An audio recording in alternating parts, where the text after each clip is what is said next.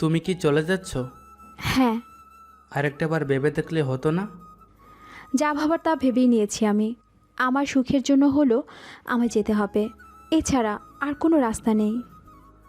বিয়ে হওয়ার পর থেকে তোমার সাথে একটা বছর কাটিয়ে দিলাম, কিন্তু মনে হচ্ছে এক মুহূর্ত কাটিয়েছি। এসব ইমোশনাল কথা বলে তুমি কি আমায় ইমোশনাল ব্ল্যাকমেল করতে চাচ্ছ? না, তেমন কিছুই না আসলে। তোমায় আমি আগেই বলেছি আমি তোমার সাথে সংসার করতে পারবো না।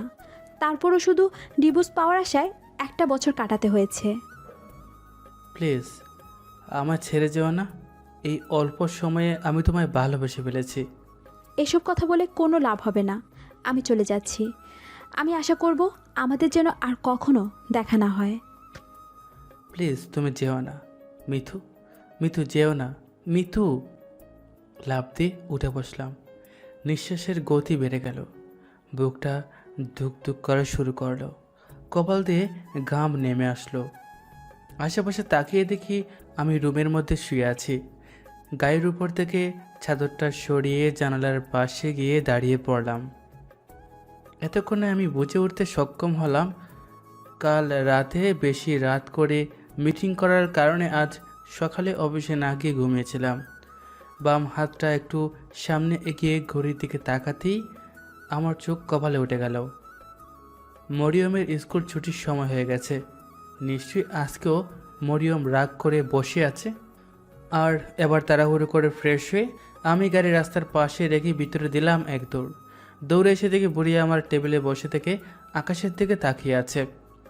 আমি তার সামনে গিয়ে হাঁটু গেড়ে বসে পড়লাম আর কানে দুইটা হাত দিয়ে অপরাধীর ভাব নিয়ে বললাম, সরি বুড়ি আম্মু।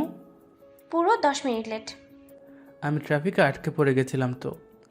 প্রতিদিন তুমি ট্রাফিকে আটকে যাও? প্রতিদিন নয় তো, শুধু আজকেই। কি বললে তুমি? সরি, মাঝে মধ্যেই। তবুও মিথ্যে। প্রতিদিন তুমি লেট করে আসো, আমার সব বান্ধবী চলে যায়, আমাকে একা বসে থাকতে হয়। এই তো কান ধরছি আম্মু, আর কখনো এমন হবে না। হয়েছে, প্রতিদিনই তো কানে ধরো, আজকে আবার নতুন কি? আরে বুড়ি রাগ করছো কেন? চলো তো, আমি বাসায় যাব। ওকে। তারপর আমি মরিয়মকে কোলে তুলে নিয়ে এসে গাড়িতে বসিয়ে দিলাম আর আমি গাড়ি স্টার্ট দিয়ে রওনা হলাম। প্রতিদিন স্কুলে আসা এবং যাওয়ার সময় হাজারটা কথা বলে, আমাকে তার ক্লাসে প্রশ্ন জিজ্ঞেস করে, কিন্তু আজকে চুপচাপ হয়ে গাড়ির জানালা দিয়ে বাইরে তাকিয়ে আছে। বুঝতে আর বাকি রইল না, আজ আমার বুড়ি আম্মুর মন খারাপ। কিন্তু কেন মন খারাপ সেটাই তো বুঝতে পারছি না। তার মন খারাপ দেখলে আমার শ্বাস প্রশ্বাস বন্ধ হয়ে আসে। আমার বুড়ি মায়ের কি মন খারাপ? আমি গাড়ি চালাতে চালাতে একথা বললাম, কিন্তু মরিয়ম কোনো কথা বলল না। তাই আমি আবার বললাম, আম্মু, স্কুলের ম্যাডাম কি আপনায় মারছে? ম্যাডাম আমায় কেন মারবে? আমি কি পড়া পারি না নাকি? তাহলে আপনার মন খারাপ কেন? কেউ কি কিছু বলেছে নাকি? না, আমাকে কেউ কিছু বলেনি, স্কুলের সবাই তো আমার বন্ধু। তাহলে কি হয়েছে আম্মু? কালকে আমার স্কুলে মা সমাবেশ হবে। ও, ম্যাডাম বলেছে কালকে যেন সবাই সবার মাকে নিয়ে স্কুলে যায়। তো কি হয়েছে? আমি চলে আসবো? আরে বাবা, ওখানে মাকে নিয়ে যেতে বলেছে, বাবাকে নয়। আরে সব সময় সবার থেকে এগিয়ে থাকতে হয়। সবাই মাকে নিয়ে আসবে আর তুমি বাবাকে, তাহলে কেমন হবে? জানো বাবা, আজকে আমার ফ্রেন্ডকে নিতে তার মা এসেছিল, আর আমার ফ্রেন্ড দৌড় দিয়ে তার মায়ের কোলে উঠে গলা জড়িয়ে ধরলো। ও, বাবা, আমার মা কি কোনোদিন ফিরে আসবে না? কোনোদিন কি আমি মাকে মা বলে ডাকতে পারবো না? কোনোদিন কি মায়ের কোলে উঠতে পারবো না? মরিয়মকে বলার মতো আমার আর কোনো কথাই রইল না। আমি হাজার চেষ্টা করলেও তার জীবনে মায়ের অভাবটা কখনো পূরণ করতে পারবো না, কারণ তার মা তার থেকে অনেক অনেক দূরে, বেঁচে থেকেও মৃত। যদি আমি মরিয়মকে তার মাকে ফিরে দিতে পারতাম তাহলে আমার জীবন দিয়েও সেটা করতাম, কিন্তু সেটা সম্ভব নয়। কারণ যেই মা নিজের সন্তানকে অস্বীকার করে সেই মা কী করে তার মেয়ের জীবনে ফিরে আসবে? কালকে মা সমাবেশ হবে, সবার মা উপস্থিত থাকবে, কিন্তু তার মা থাকবে না। এটা ভেবেই মরিয়মের মন খারাপ। হাজার চেষ্টা করেও আমি মরিয়মের মায়ের অভাবটা পূরণ করতে পারলাম না। তার মনে সারা জীবন একটা দুঃখ থেকে যাবে, এটা ভেবেই আমার চোখে পানি চলে আসলো। এমন সময় মরিয়ম তার ছোট্ট ছোট্ট হাত দিয়ে আমার গলা জড়িয়ে ধরে বলল, আমার মা নেই তো কি হয়েছে, তুমি তো আছো। তুমি আমার সুইট বাবা। আর তুমি আমার বুড়িমা। এই বলে আমি আর মরিয়ম কথা বলতে বলতে বাসার দিকে রওনা হলাম। আমি একটু পরপর মরিয়মের দিকে তাকাচ্ছি। মেয়েটা ছোটো হলেও তার ধৈর্য এবং সাহস অনেক, একদম তার মায়ের বিপরীত। সবাইকে আপন করে নিয়ে বাঁচতে চায়, সবাইকে খুশি দেখতে চায়। মরিয়মের কথা শুনলে কেউ বলবে না যে এটা 7 বছরের একটা মেয়ে। তার কথা একদম বুড়ি মানুষের মতো, তাই তো আমি তাকে আমার বুড়ি আম্মু বলে ডাকি। মরিয়ম আমার বেঁচে থাকার একমাত্র অবলম্বন। মরিয়ম ছাড়া পৃথিবীতে আমার আর কেউ নেই, সেই আমার পৃথিবী। মরিয়ম হচ্ছে আমার একমাত্র কলেজার মেয়ে। নিজের জীবনের চেয়েও তাকে বেশি ভালোবাসি আমি। ছোটোবেলায় নিজের মাকে হারিয়েছে, আমি কখনো তাকে তার মায়ের অভাবটা বুঝতে দেই নাই। তাকে মায়ের আদর এবং বাবার ভালোবাসা দিয়ে বড় করেছি, কিন্তু মা তো মাই হয়। আর সেজন্য হয়তো আমি মরিয়মের মায়ের অভাবটা পুরোপুরি পূরণ করতে পারিনি। মাঝে মধ্যে যখন মরিয়মের মায়ের কথা মনে হতো, তখন রুমে গিয়ে একা একা বসে থাকতো, কিন্তু তার মন খারাপ দেখলে আমার দুনিয়া উলট পালট হয়ে যেত। এটা মরিয়ম খুব ভালো করে জানে, কিন্তু ছোটো মানুষ যখন খুব মনে পড়ে তখন তো একটু মন খারাপ করে। আমার নাম শাকিল মাহমুদ, একটা ছোটোখাটো বিজনেস করি। ছোটোখাটো বলতে শহরে কয়েকটা সেরা বিজনেসম্যানের লিস্টে আমার নাম অবশ্যই রয়েছে। কয়েক বছর আগে আমার কিচ্ছু ছিল না, কিন্তু এখন আমার কোনো কিছুর অভাব নেই। দুনিয়াটা খুব আজব, যে কখন কোথায় গিয়ে দাঁড়িয়ে যায় কেউ বলতে পারে না। আমিও সেই একই রকমভাবে এখানে এসে দাঁড়িয়ে গেছি। বর্তমানে আমার জীবনের একটাই লক্ষ্য, আমার মেয়েকে আমি কোনো কিছুর অভাব বুঝতে দেব না, তাকে অনেক বড় করব। আমার মেয়েও পড়াশোনায় অনেক মনোযোগী, সেজন্য স্কুল একদিনও মিস করবে না।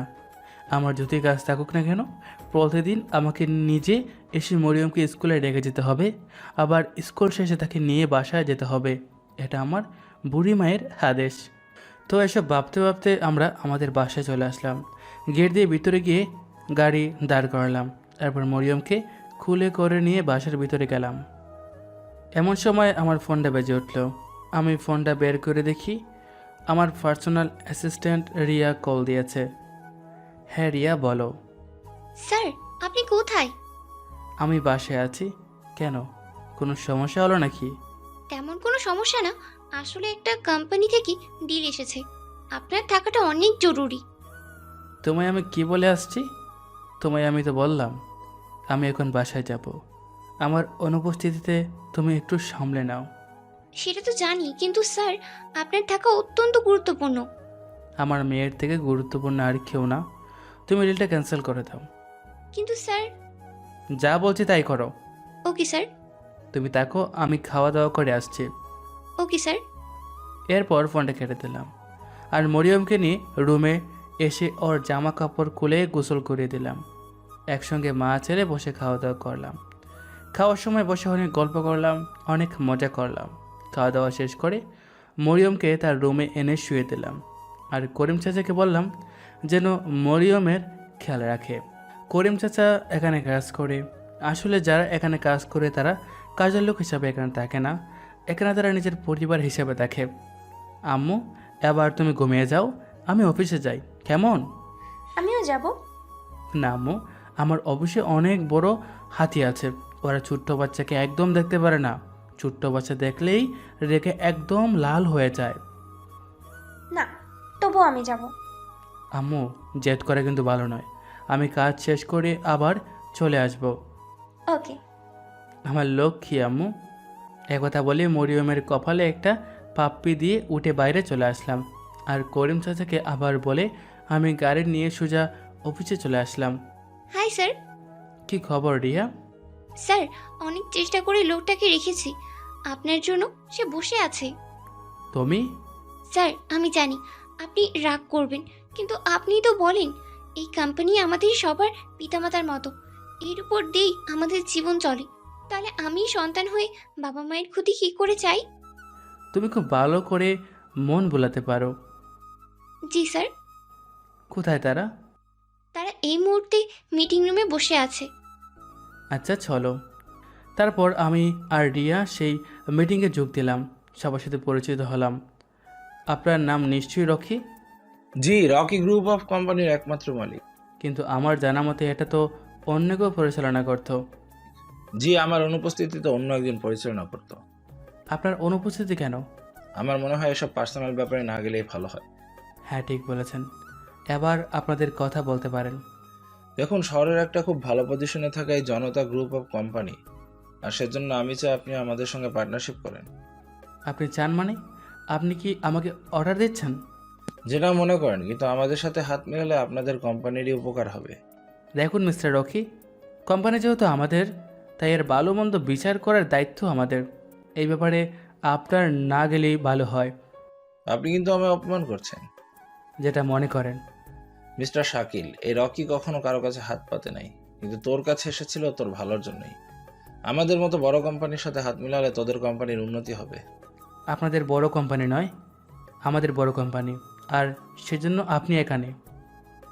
লাগবে না তোর পার্টনারশিপ, আমি নিজেই সবকিছু করতে পারি। শুভকামনা রইল। এই তোরা চল। আমাদের অফিসের বাইরে কয়টা পাগলা কুকুর আছে, সাবধানে যান কিন্তু। আমি কথা বলে একটু মুচকি হাসলাম, আর রকি তার দলকে নিয়ে সেখান থেকে চলে গেল।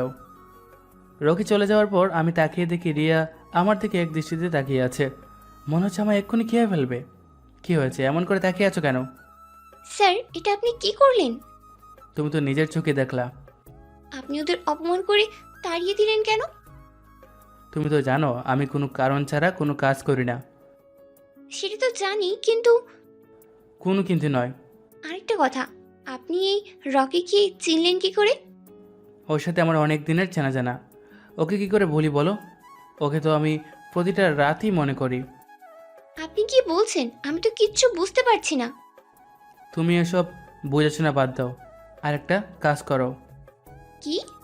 এই রকির বর্তমান অতীত সমস্ত ডিটেলস বের করো। Okay sir. হ্যাঁ, আর কালকের প্রজেক্টের ফাইল নিয়ে আমার কেবিনে আসো। Okay sir. তারপর আমি সেখান থেকে উঠে আমার কেবিনে চলে আসলাম। চেয়ারে বসে ফোনটা বের করে করিম চাচাকে ফোন দিলাম। করিম চাচা, হ্যাঁ বাবা, বলো। মরিয়ম কি ঘুমিয়ে গেছে? হ্যাঁ বাবা, মরিয়ম দাদু ঘুমিয়ে গেছে। আচ্ছা, তাহলে ফোন রাখছি। আমি ফোন কেটে দিলাম। আমার এই পথ চলার শুরুতে দুজন মানুষের অবদান অনেক। ছোটো মেয়েটা নিয়ে আমি একা হয়ে গিয়েছিলাম, আর সেই সময় আমার বাবার মতো খুঁটি হয়ে পাশে দাঁড়িয়েছিল এই করিম চাচা। নিজের ছেলের মতো সাহায্য করে এসেছে। আর দ্বিতীয় হচ্ছে রিয়া। আমার জীবনের লক্ষ্য বলতে কোনো কিছু ছিল না। কি করব, কি খাবো, কিছুই বুঝতে পারতাম না। আর সেই সময় আমার পাশে পেয়েছিলাম এই রিয়া নামের মেয়েটাকে। একদম শুরু থেকে সে আমার সাহায্য করে এসেছে। অফিসের ভিতর বস হিসাবে আর অফিসের বাইরে ভাইয়া হিসাবে আমার সম্মান করেছে, এবং এখনও করে। আমাকে সে বড় ভাইয়ের মতো ভালোবাসে, সম্মান করে, আর আমিও তাকে আমার আদরের ছোট বোনের মতো দেখি। তার ভিতরে আমি আমার মায়ের কিছু ভালো ভালো দিক লক্ষ্য করি। আসতে পারি স্যার? হঠাৎ এমন কথা শুনে আমি চমকে উঠলাম। সামনে তাকে দেখি রিয়া দাঁড়িয়ে আছে। আরে দাঁড়িয়ে আছো কেন? ভিতরে আসো। জি স্যার। হুম, কালকে সমস্ত ফাইল নিয়ে এসেছি। দাও। আমি রিয়ার হাত থেকে সব ফাইল নিলাম, একটা একটা করে সব কিছু চেক করলাম। আমি জানি রিয়ার কাছে কখনো ভুল হবে না, কিন্তু তবুও মানুষ মাত্রই তো ভুল। তো এসব অফিসের কাজ করতে করতে বিকেল হয়ে গেল। আমি বসে থেকে ফাইলে স্বাক্ষর করছিলাম। এমন সময় আমার ফোনটা বেজে উঠল। ফোন দিকে তাকিয়ে দেখি করিম চাচার ফোন। আমি ফাইল রেখে কল রিসিভ করলাম। হ্যাঁ চাচা, বলেন। বাবা, মরিয়ম দাদু ঘুম থেকে উঠে গেছে, আর তোমার কাছে যাওয়ার জন্য জেদ করতেছে। আমার হাতে তো অনেক কাজ আছে। আচ্ছা, আপনি মরিয়মকে ফোনটা দেন। আচ্ছা। বাবা, হ্যাঁ আম্মু, কি হয়েছে? আমার ভালো লাগছে না। কেন আম্মু? এমনি। আম্মু, কালকে তো তোমার স্কুলে যেতে হবে, সেজন্য কালকের কাজটা আজকে করছি। না না, আমি তোমার কাছে যাব। আচ্ছা, কান্না করো না। তোমার রিয়া আন্টি যে তোমার নিয়ে আসতেছে। ওকে। একদম কান্না করবে না, ওকে? ওকে। এরপর আমি ফোন কেটে দিলাম আর রিয়াকে ডাক দিলাম। হ্যাঁ স্যার, বলেন। তুমি গিয়ে মরিয়মকে নিয়ে আসো তো, ও জেদ ধরেছে, এখানে আসবে। ওকে। আমি ড্রাইভারকে ফোন করে দিচ্ছি, তুমি বাইরে যাও। ড্রাইভার ওখানেই আছে। ঠিক আছে স্যার। একথা বলে আমি ড্রাইভারকে ফোন দিয়ে বলে দিলাম। রিয়া চলে গেল, আর আমি আমার কাজে আবার শুরু করলাম। কিছুক্ষণ পর রিয়ার সাথে মরিয়ম চলে আসলো। রিয়া তার কাজে চলে গেল। আম্মু, কি হয়েছে বলো তো? কিছু নয়। আচ্ছা, তুমি ওখানে বসে থাকো, একটু পর আমরা ঘুরতে যাব। হুম। তারপর আমি আমার কাজগুলো শেষ করলাম। কাজ শেষ করে মরিয়মকে নিয়ে ঘুরতে বের হলাম। ঘুম থেকে ওঠার জন্য মরিয়মের মন খারাপ এমনিতেও। আজকে স্কুল থেকে আসার পর থেকেই তার মন খারাপ। সেজন্য ভাবলাম তাকে নিয়ে একটু ঘুরে আসি, এতে ওর মন ভালো হয়ে যাবে। আমি আর মরিয়ম অনেকক্ষণ ঘোরাঘুরি করলাম। ঘুরতে ঘুরতে সন্ধ্যা হয়ে গেল। অফিস রিয়া চালিয়ে নিল। ছুটির সময় সবাইকে ছুটি দিয়ে দিল। আমি সন্ধ্যার আগে অফিসে এসে সব কিছু ঠিকঠাক করে রিয়াকে নিয়ে বাসার দিকে রওনা হলাম। কোথায় যাওয়া হয়েছিল আম্মু? ঘুরতে গিয়েছিলাম। আমাকে ছাড়াই তোমরা ঘুরে চলে আসলে? আপনি তো যাবেন না বলেন। তুমি বললে অবশ্যই যেতাম। আচ্ছা ঠিক আছে, এরপর থেকে যখন আমরা যাব তখন আপনাকে বলবো। ঠিক আছে আম্মু। আমি মনোযোগ সহকারে গাড়ি চালাচ্ছি, আর এদিকে রিয়া এবং মরিয়ম দুজনে বসে গল্প করছিল। আজকে মরিয়মকে নিয়ে ঘুরতে গেছিলাম, তো সেজন্য ড্রাইভারকে বাসায় পাঠিয়ে দিয়েছি, কারণ আমরা সেখানে ঘুরতে যাব। ড্রাইভার সেখানে যেয়ে কী করবে? তো যাই হোক, অনেকক্ষণ জার্নি করার পর রিয়ার বাসার সামনে এসে গাড়ি দাঁড় করালাম। রিয়া গাড়ি থেকে নেমে আমাকে এবং বিদায় জানিয়ে চলে গেল। তারপর সেখান থেকে আমি আর মরিয়ম বাসায় চলে আসলাম। বাসায় এসে ফ্রেশ হয়ে হালকা একটু নাস্তা করে মরিয়মকে পড়াতে বসলাম। মরিয়মের ক্লাসের সমস্ত পড়া তৈরি করে খাওয়া দাওয়া করে ঘুমিয়ে গেলাম। পরদিন সকালে আমি আগে উঠে ফ্রেশ হয়ে আমার কিছু কাজ ছিল, অফিসের কাজ শেষ করে উঠে এসে মরিয়মকে ঘুম থেকে ডেকে তুললাম। তারপর তাকে ফ্রেশ করিয়ে দিয়ে একসঙ্গে নাস্তা করে তাকে নিয়ে তার স্কুলের দিকে রওনা দিয়ে দিলাম, কারণ আমাকে ছাড়া তো মরিয়ম স্কুলে যাবে না। তাই আমি মরিয়মকে নিয়ে স্কুলে চলে গেলাম। আজকে স্কুলে অনুষ্ঠান আছে, সেজন্য আমার মরিয়মের সাথে থাকতে হলো। তারপর অনুষ্ঠান শেষে মরিয়মকে স্কুলে ডেকে আমি সোজা অফিসে চলে আসলাম। আমি অফিসের সামনে আসতেই রিয়া আমার সামনে এসে দাঁড়িয়ে গেল। Good morning sir. Good morning. কী অবস্থা? আপনি যেমনটা বলেছিলেন ঠিক তেমনটা করে দিয়েছি। এখন ঠিকঠাক মতো কাজ চলছে। গুড। জি স্যার। তারপর আমি আর রিয়া অফিসের ভিতরে প্রবেশ করলাম। আসলে আমি অফিসে একটু পরে আসি, কারণ আমি চলে আসলে মরিয়ম ঘুম থেকে উঠে অনেক কান্নাকাটি করে। সেজন্য সকাল সকাল উঠে আমি রিয়াকে ফোন করে কাজের কথা বলে দিই। কী করতে হবে, কেমন করে করতে হবে, সব কিছু আমি রিয়াকে বলে দিই। আর এমনিতেও বিজনেস সম্পর্কে রিয়ার অনেক ভালো জ্ঞান আছে, সেজন্য আমার মুখে বলা কাজ রিয়া করে আমার অনুপস্থিতিতে। আমি সোজা গিয়ে আমার কেবিনে বসলাম। একটু পর রিয়া আসলো অনেকগুলো ফাইল নিয়ে। রিয়া, কালকে তোমাকে যা বলেছিলাম সেটার খবর কি? হ্যাঁ স্যার, আমি রকির সমস্ত ডিটেলস বের করে ফেলেছি। গুড। ওর নাম রকি চৌধুরী, বাবা মায়ের একমাত্র সন্তান। তাদের পরিবারের কেউ চৌধুরী নেই, কিন্তু সে নিজের ইচ্ছাতেই নিজের নামের পাশে চৌধুরী লাগিয়েছে। ইন্টারেস্টিং। মানুষকে ঠকিয়ে নিজে বড় হতে চেয়েছে, মানুষের সাথে চিট করে দালালি করে অনেক কিছু কামিয়েছে এবং বড়লোকদের মেয়েদের তার জালে ফাঁসিয়ে টাকা হাতিয়েছে। এভাবেই সে একটা বিজনেস শুরু করে, আর এটাকে বড় করার জন্য না জানি কত কত খারাপ কাজ করছে। তার কোনো হিসাবই নেই। নিজের বাবা মায়ের সাথেও বেইমানি করেছে, যেটা মানতে না পেরে বাবা মা দুজন হার্ট অ্যাটাক করে মারা গেছে। তারপর? কয়েক বছর আগে সে একটা বড়লোক মেয়েকে বিয়ে করছে, আর এখন তার সাথেই আছে। কয়েক বছর নয়, 4 বছর 5 মাস 10 দিন। কিন্তু স্যার, আপনি কেমনে জানলেন? মানুষের জীবনে কিছু কিছু জিনিস থাকে যেগুলো সে চাইলেও বলতে পারে না। জি স্যার। আর হ্যাঁ, আরেকটা বিষয়, কয়েক বছর থেকে তার বিজনেসের অবস্থা খুব খারাপ, আর সেজন্য সে চায় কোনো একটা বড় কোম্পানির হাত ধরে সে আবার উপরে উঠে যাবে। মানুষ যদি নিজের যোগ্যতায় উপরে ওঠে, তাহলে তাকে নামানো দুনিয়ার কারো পক্ষে সম্ভব নয়। আর যদি চিট করে 2 নম্বরই করে উঠে, তাহলে কখন যে উষ্টে মারিতে এসে পড়বে এটা কেউ বলতে পারবে না। হ্যাঁ স্যার, বর্তমানে আমাদের কোম্পানি অনেক উপরে, সেই জন্য আমাদের সাথে সে হাত মিলাতে আসছিল। আমি হাত মেলাবো, কারণ আমি বুঝিয়ে দিব মানুষ কি কি করতে পারে।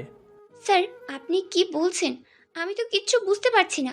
আর রকি তো চলে গেছে, কালকে আপনার সাথে রাগারাগি করে চলে গেল। কে আসবে? আবার আসবে, তাকে আসতেই হবে, কারণ এখন সময় আমার হিসাব অনুযায়ী সময় চলবে। কিসের সময়? আমি তো কিচ্ছু বুঝতে পারছি না, সব গুলিয়ে যাচ্ছে। দূর, আরেকটা কথা তো বলাই হয়নি, রকির বিজনেস এখানে। রকির বিজনেস ছিল দুইটা, সে দুইটা বিজনেস চালাতো। একটা এখানে যেটা তার চাচাতো ভাই পরিচালনা করতো, আর একটা কক্সবাজারে যেটা রকি নিজেই চালাতো। কক্সবাজারে একসঙ্গে কয়েকবার লস খায়, যার জন্য সে 2 নম্বর কাজ শুরু করে, আর সেটা পুলিশের কাছে জানাজানি হয়ে যায়, আর আদালত থেকে সেটা বন্ধ করে দেয়। সেজন্য সে এখন তার দ্বিতীয় বিজনেসটা সামলানোর জন্য এখানে চলে আসে। স্যার, আপনি এত কিছু কি করে? এখানে আমরাই তার কোম্পানির সাথে টেক্কা দিয়ে উপরে উঠে যাই, আর সেজন্য রকি প্ল্যান করে আমাদের সাথে হাত মেলানোর নাম করে পিছনের থেকে আঘাত করবে। ও, এবার বুঝেছি আমাদের কোম্পানির সাথে কেন হাত মেলাতে চায়। হুম আমায় একটা কথা বলবেন তো স্যার, আপনি রকিকে চিনলেন কি করে? আর ও এত খারাপ শুনেও তার সাথে কেন ডিল করতে চাচ্ছেন? কারণ তার সাথে আমার অনেক হিসাব বাকি আছে, অনেক দিনের পুরনো হিসাব। আমার মাথায় তো কিচ্ছু ঢুকছে না। তুমি এক কাজ করো, তুমি মিটিংয়ের ব্যবস্থা করো, রকি খুব তাড়াতাড়ি চলে আসবে। কিন্তু স্যার, রকি যেরকম করে রেগে গেছে, তাতে কি মনে হচ্ছে সে আবার আসবে? হ্যাঁ, সে আসবে, আর এসে আমার কাছে ক্ষমা চাইবে। দেখাই যাক। তোমাকে যা বললাম সেটা করো। ঠিক আছে স্যার। তারপর রিয়া চলে গেল, আর আমি কোম্পানির হিসাবগুলো দেখতে লাগলাম। অনেকটা সময় কেটে গেল, কাজ করছিলাম, আর মাঝে মধ্যে উঠে একটু একটু করে হাঁটাহাঁটি করছিলাম, কারণ কাজের তেমন চাপ নেই। এমন সময় রিয়া এসে হাজির হয়ে গেল। আমি তার দিকে তাকিয়ে তাকে জিজ্ঞেস করলাম, হ্যাঁ রিয়া বলো। স্যার, আপনার কথাই ঠিক হলো, রকি আবার এসছে। আমি জানতাম সে আসবে, তাকে আসতেই হবে। জি স্যার, তারা আপনার জন্য মিটিং রুমে অপেক্ষা করছে। আচ্ছা চলো। তারপর আমি আর রিয়া মিটিং রুমে চলে আসলাম। এসে দেখি রকি আর কয়েকজন লোক বসে আছে। আমি গিয়ে সামনের চেয়ারে বসে বাম পায়ের উপর ডান পা তুলে দিলাম। এটা দেখে রকি আমার দিকে এক দৃষ্টিতে তাকিয়ে আছে। আপনারা আবার এসেছেন? কি কাজে? না মানে আবার রাগ দেখাতে আসছেন নাকি? তখন রকির পাশ থেকে একটা বয়স্ক লোক রকিকে আস্তে করে ধাক্কা দিল। এবার রকি আমু আমু করতে করতে বলল, আসলে আমরা আবার এসেছি, তার কারণ হলো আমরা সরি বলতে এসেছি। আরে কি বলছেন? সরি বলার জন্য এসেছেন? আরে রিয়া শুনছো, এরা কি বলতেছে? এরা নাকি সরি বলার জন্য এসেছে। জি স্যার। শুধু সরি বলতে এসেছেন নাকি অন্য কোনো মতলব আছে? হ্যাঁ, আসলে কালকে যা হয়েছে তার জন্য আমি ক্ষমা চাচ্ছি, আর আবার আমরা আপনার দিকে বন্ধুত্বের হাত বাড়িয়ে দিচ্ছি, তাই নাকি? আর আমরা চাই আপনি এটা অ্যাকসেপ্ট করেন, এতে আপনারই উপকার হবে। দেখুন মিস্টার রকি, আপনাকে আমি কালকে বলে দিয়েছি, আমাদের লাভ ক্ষতির হিসাব আপনার না করলে চলবে, কারণ আমাদের কাছে অনেক ভালো অনেক হিসাবি লোক আছে, তাই না রিয়া? জি স্যার। আপনারা যদি আমাদের লাভের হিসাব করে এখানে এসে থাকেন, তাহলে আমি বলবো দরজা ওইদিকে খোলা রয়েছে। মিস্টার শাকিল, আপনি কিন্তু আমাদের অপমান করছেন। আরে ভাই, অপমান করলাম কই? আমরা সত্যি কথা বললাম। আমাদের কোম্পানির লাভ ক্ষতির হিসাব করার জন্য আমাদের এখানে অনেক মানুষ রয়েছে, আর তাই আপনাদের এই নিয়ে টেনশন না করলেই চলবে। রকি কখনো কারো কাছে ক্ষমা চাইনি, কিন্তু তোর কাছে চাইছি, আর এর জন্য হয়তো তোর ভাব একটু বেশি হচ্ছে। কেমন ক্ষমা চাইতে আসছেন সেটা তো বুঝতেই পারছি। সরি, আপনাদের সাথে কোনো রকম ডিল করার ইচ্ছা আমাদের নেই। দরজাটা ওইদিকে। আমার এই কথা শুনে রকির পাশে থাকা বয়স্ক লোকটা রকির কানে কানে কিছু একটা বলল, কিন্তু সেটা রকি মানতে চাইল না। তাই লোকটা আবার রকির কানে কানে কিছু একটা বলল, এবার রকি মানল, আর আমার দিকে তাকিয়ে বলল, সরি শাকিল। রকির কথা আর রিয়াকশনে কোনো রকমের মিল পেলাম না। মনে হচ্ছে রকির দ্বারা এটা জোর করে করানো হচ্ছে। দেখুন মিস্টার রকি, রাগ আমারও রয়েছে, আমিও রাগ দেখাতে পারি। এতক্ষণে আপনি রাগ দেখালেন, এবার আমি রাগ দেখাবো। দেখুন, এমনটা করবেন না। আমি খেয়াল করলাম হঠাৎ করে রকির ব্যবহার পাল্টে গেল। বুঝতে আর বাকি রইল না, তারা ভিতরে ভিতরে প্ল্যান করে রেখেছে, কিন্তু আমি কিসে কম। এই ডিল কখনো হবে না। এবার আপনারা আসতে পারেন। মিস্টার শাকিল, এমনটা করবেন না প্লিজ। আপনার সাথে আর কখনো খারাপ ব্যবহার হবে না। আপনায় আমরা অনেক সম্মান করব। এই শাকিল একবার যা বলে সেটা আর পাল্টায় না। আমাদের দিকে একবার দেখেন, শুনেছি আপনার মন অনেক বড়। প্লিজ আপনারা এই বিষয়ে আর কথা না বললেই খুশি হব। আচ্ছা আচ্ছা, আর কথা বলবো না, শুধু একটা চান্স দেন। আপনি এত বড় কোম্পানির মালিক, আপনি আদর যত্ন করে একটু খেদমত করতে চাই প্লিজ। কি বলতেছেন আপনি? আমার বাসায় ছোটোখাটো একটা পার্টির আয়োজন করেছি, সেখানে আপনার বিশেষভাবে আমন্ত্রণ রইল, অবশ্যই আসবেন কিন্তু। আপনার আমন্ত্রণে আমি কেন যাব? প্লিজ না করবেন না, অনেক বড় ইচ্ছে নিয়ে আপনার আমন্ত্রণ করলাম। রিয়া দেখো তো আজকে কোনো কাজ আছে নাকি? স্যার, আজ রাতে কোনো কাজ নেই? মিস্টার রকি, আপনার গুড লাক, আমরা আসবো। শুনে খুব খুশি হলাম, তাহলে আজকে চলি। আচ্ছা। এরপর রকি আর সাথের লোকগুলো বেরিয়ে চলে গেল। আমি সেখানেই বসে রইলাম। একটু পর রিয়া আমার পাশে এসে দাঁড়িয়ে বলল, স্যার, আপনি কি করছেন এসব? কেন? প্রথমে বললেন রকির সাথে ডিল করবেন, কিন্তু এখানে এসে তাকে বললেন ডিল করবেন না। আবার রকির বাসায় আমন্ত্রণ করলো আর আপনি রাজিও হয়ে গেলেন। রকি আপনার কি হয়? রকি আমার কেউ হয় না। তাহলে এসব? তোমার সব প্রশ্নের উত্তর পেয়ে যাবে, শুধু একটু অপেক্ষা করো। খেলাটা ঠিকঠাকভাবে শুরু করি। কিসের খেলা? আমি তো কিচ্ছু বুঝতে পারছি না। বললাম তো, পরে বুঝতে পারবে। কিন্তু আপনি ওর বাসায় কেন যেতে চাইলেন? যদি সেখানে গিয়ে আপনার কোনো ক্ষতি করে? সে আমার কোনো ক্ষতি করবে না, কারণ তার প্ল্যান অন্যটা। কি? যে করে হোক আমাকে ডিলে সাইন করতে রাজি করাবে। এতে যতই নিচে নামতে হোক সে নামবে। কিন্তু কেন? তার নজর আমাদের কোম্পানির ওপর। আমাদের সাথে হাত মিলিয়ে আমাদের প্রোডাক্টের বদনাম করে আমাদের কোম্পানিকে বন্ধ করতে চায়। কিন্তু এতে রকির কি লাভ? লাভ ক্ষতির হিসাব আমি জানি না। ও কী করতে চাচ্ছে এটা আমায় জানতে হবে। ও, এবার একটু একটু বুঝতে পারছি। আচ্ছা, তুমি একটা কাজ করো, খোঁজ নাও এর আগে রকি কার কার সাথে ডিল করেছে এবং কী কী করেছে। আমি এক্ষুনি খোঁজ নিচ্ছি স্যার। আর হ্যাঁ, আজকে রাতে তোমাকেও যেতে হবে আমার সাথে, এটা আবার ভুলে যাও না। Okay sir. এবার যাও, আর তোমাকে যা যা বললাম সেটা অবশ্যই করবে। জি স্যার। তারপর রিয়া সেখান থেকে বেরিয়ে চলে গেল, আর আমিও আমার কেবিনে এসে কাজে মন দিলাম। মনোযোগ সহকারে অনেকক্ষণ কাজ করার পর ঘড়ির দিকে তাকিয়ে দেখি মরিয়মের স্কুল ছুটির সময় হয়ে গেছে। আমি তাড়াহুড়ো করে আমার সমস্ত কাজ ফেলে রেখে বেরিয়ে পড়লাম। প্রতিদিন দেরি হওয়ার জন্য বকা শুনতে হয় মরিয়মের কাছে। আজকেও মনে হয় দেরি হয়ে যাবে। এটা ভাবতে ভাবতে অনেক তাড়াতাড়ি রওনা হলাম। মরিয়মের স্কুলে পৌঁছে ঘড়ির দিকে তাকিয়ে দেখি আজকে আবারও দেরি হয়ে গেছে। আমি তাড়াহুড়ো করে গাড়ি পার্ক করে দৌড় দিলাম। দৌড়ে এসে দেখি মরিয়ম বুড়ি বসে আছে। আমি প্রতিদিনের মতো কান ধরে তার সামনে দাঁড়িয়ে গেলাম। সরি আম্মু। জানি আজকেও একটা বাহানা বানাবে। আসলে হয়েছে কি, থামো, আমার শোনা লাগবে না, চলো। আমার লক্ষ্মী আম্মু। একদিন তো অন্তত আগে আসো। প্রতিদিন তো আগেই আসতে চাই, কিন্তু ট্রাফিক। হয়েছে, তোমার দ্বারা কিচ্ছু হবে না। একদম ঠিক কথাই বলছো। তারপর আমি আর মরিয়ম গল্প করতে করতে বাসার দিকে রওনা দিলাম। গাড়ি তার নিজ গতিতে চলছে আর তার সাথে আমরাও চলতেছি। অবশেষে আমরা বাসায় এসে পৌঁছে গেলাম। আমি গাড়ি রেখে মরিয়মকে নিয়ে ভিতরে প্রবেশ করলাম। বাসায় এসে মরিয়মের স্কুল ড্রেস খুলে তাকে গোসল করিয়ে দিলাম। রুমে নিয়ে এসে জামা কাপড় পরাচ্ছিলাম, তখন মরিয়ম বলল, আম্মু থাকলে এসব তোমায় করতে হতো না। তোমার মা অনেক দূরে চলে গেছে, হয়তো কোনোদিন আর ফিরেও আসবে না। যদি কোনোদিন আম্মু ফিরে আসে তাহলে আমি তাকে অনেক বকা দিব। কেন আম্মু, বকা দেবা কেন? আম্মু অনেক খারাপ, তোমায় আর আমায় একা রেখে কোথায় তারা হয়ে গেছে। হ্যাঁ আম্মু, তোমার আম্মু অনেক খারাপ। সে অনেক খারাপ, আমার সাথে বেইমানি করেছে। আমার কাছে টাকা না থাকে সে আমার ছেড়ে চলে গেছে। কি বলো এসব? না কিছু না, তুমি আবার বুড়ির মতো কথা বলা বাদ দাও তো। বাদ দিয়ে ঘুমিয়ে পড়ো। উমা, খাওয়া দাওয়া করবো না বুঝি?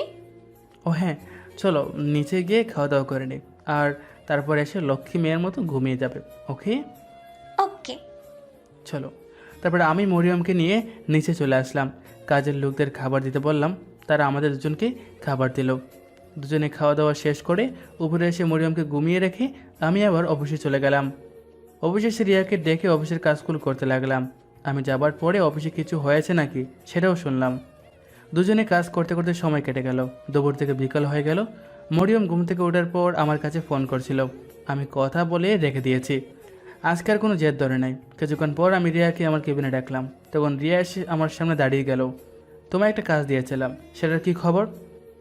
আপনাকে বলতে তো ভুলে গিয়েছিলাম, রকি যাদের সাথে ডিল করতে চায় তারা যদি সোজা কথা না রাজি হয় তাহলে তাদের রকির বাসায় পার্টির ইনভিটেশন দেয়। এমন মানুষের সাথে কে ডিল করতে যাবে বলো? আচ্ছা তুমি তারপর বলো। বাসায় নিয়ে গিয়ে তার স্ত্রীকে লাগিয়ে দেয় সেই মেহমানের আপ্যায়ন করতে। রকির স্ত্রী তখন নিজের শরীর দিয়ে হলেও তাকে রাজি করায়। এটাই রকির প্ল্যান। আচ্ছা এই ব্যাপার। আচ্ছা চলো আজকে আমরা যে দিকে কি হয়।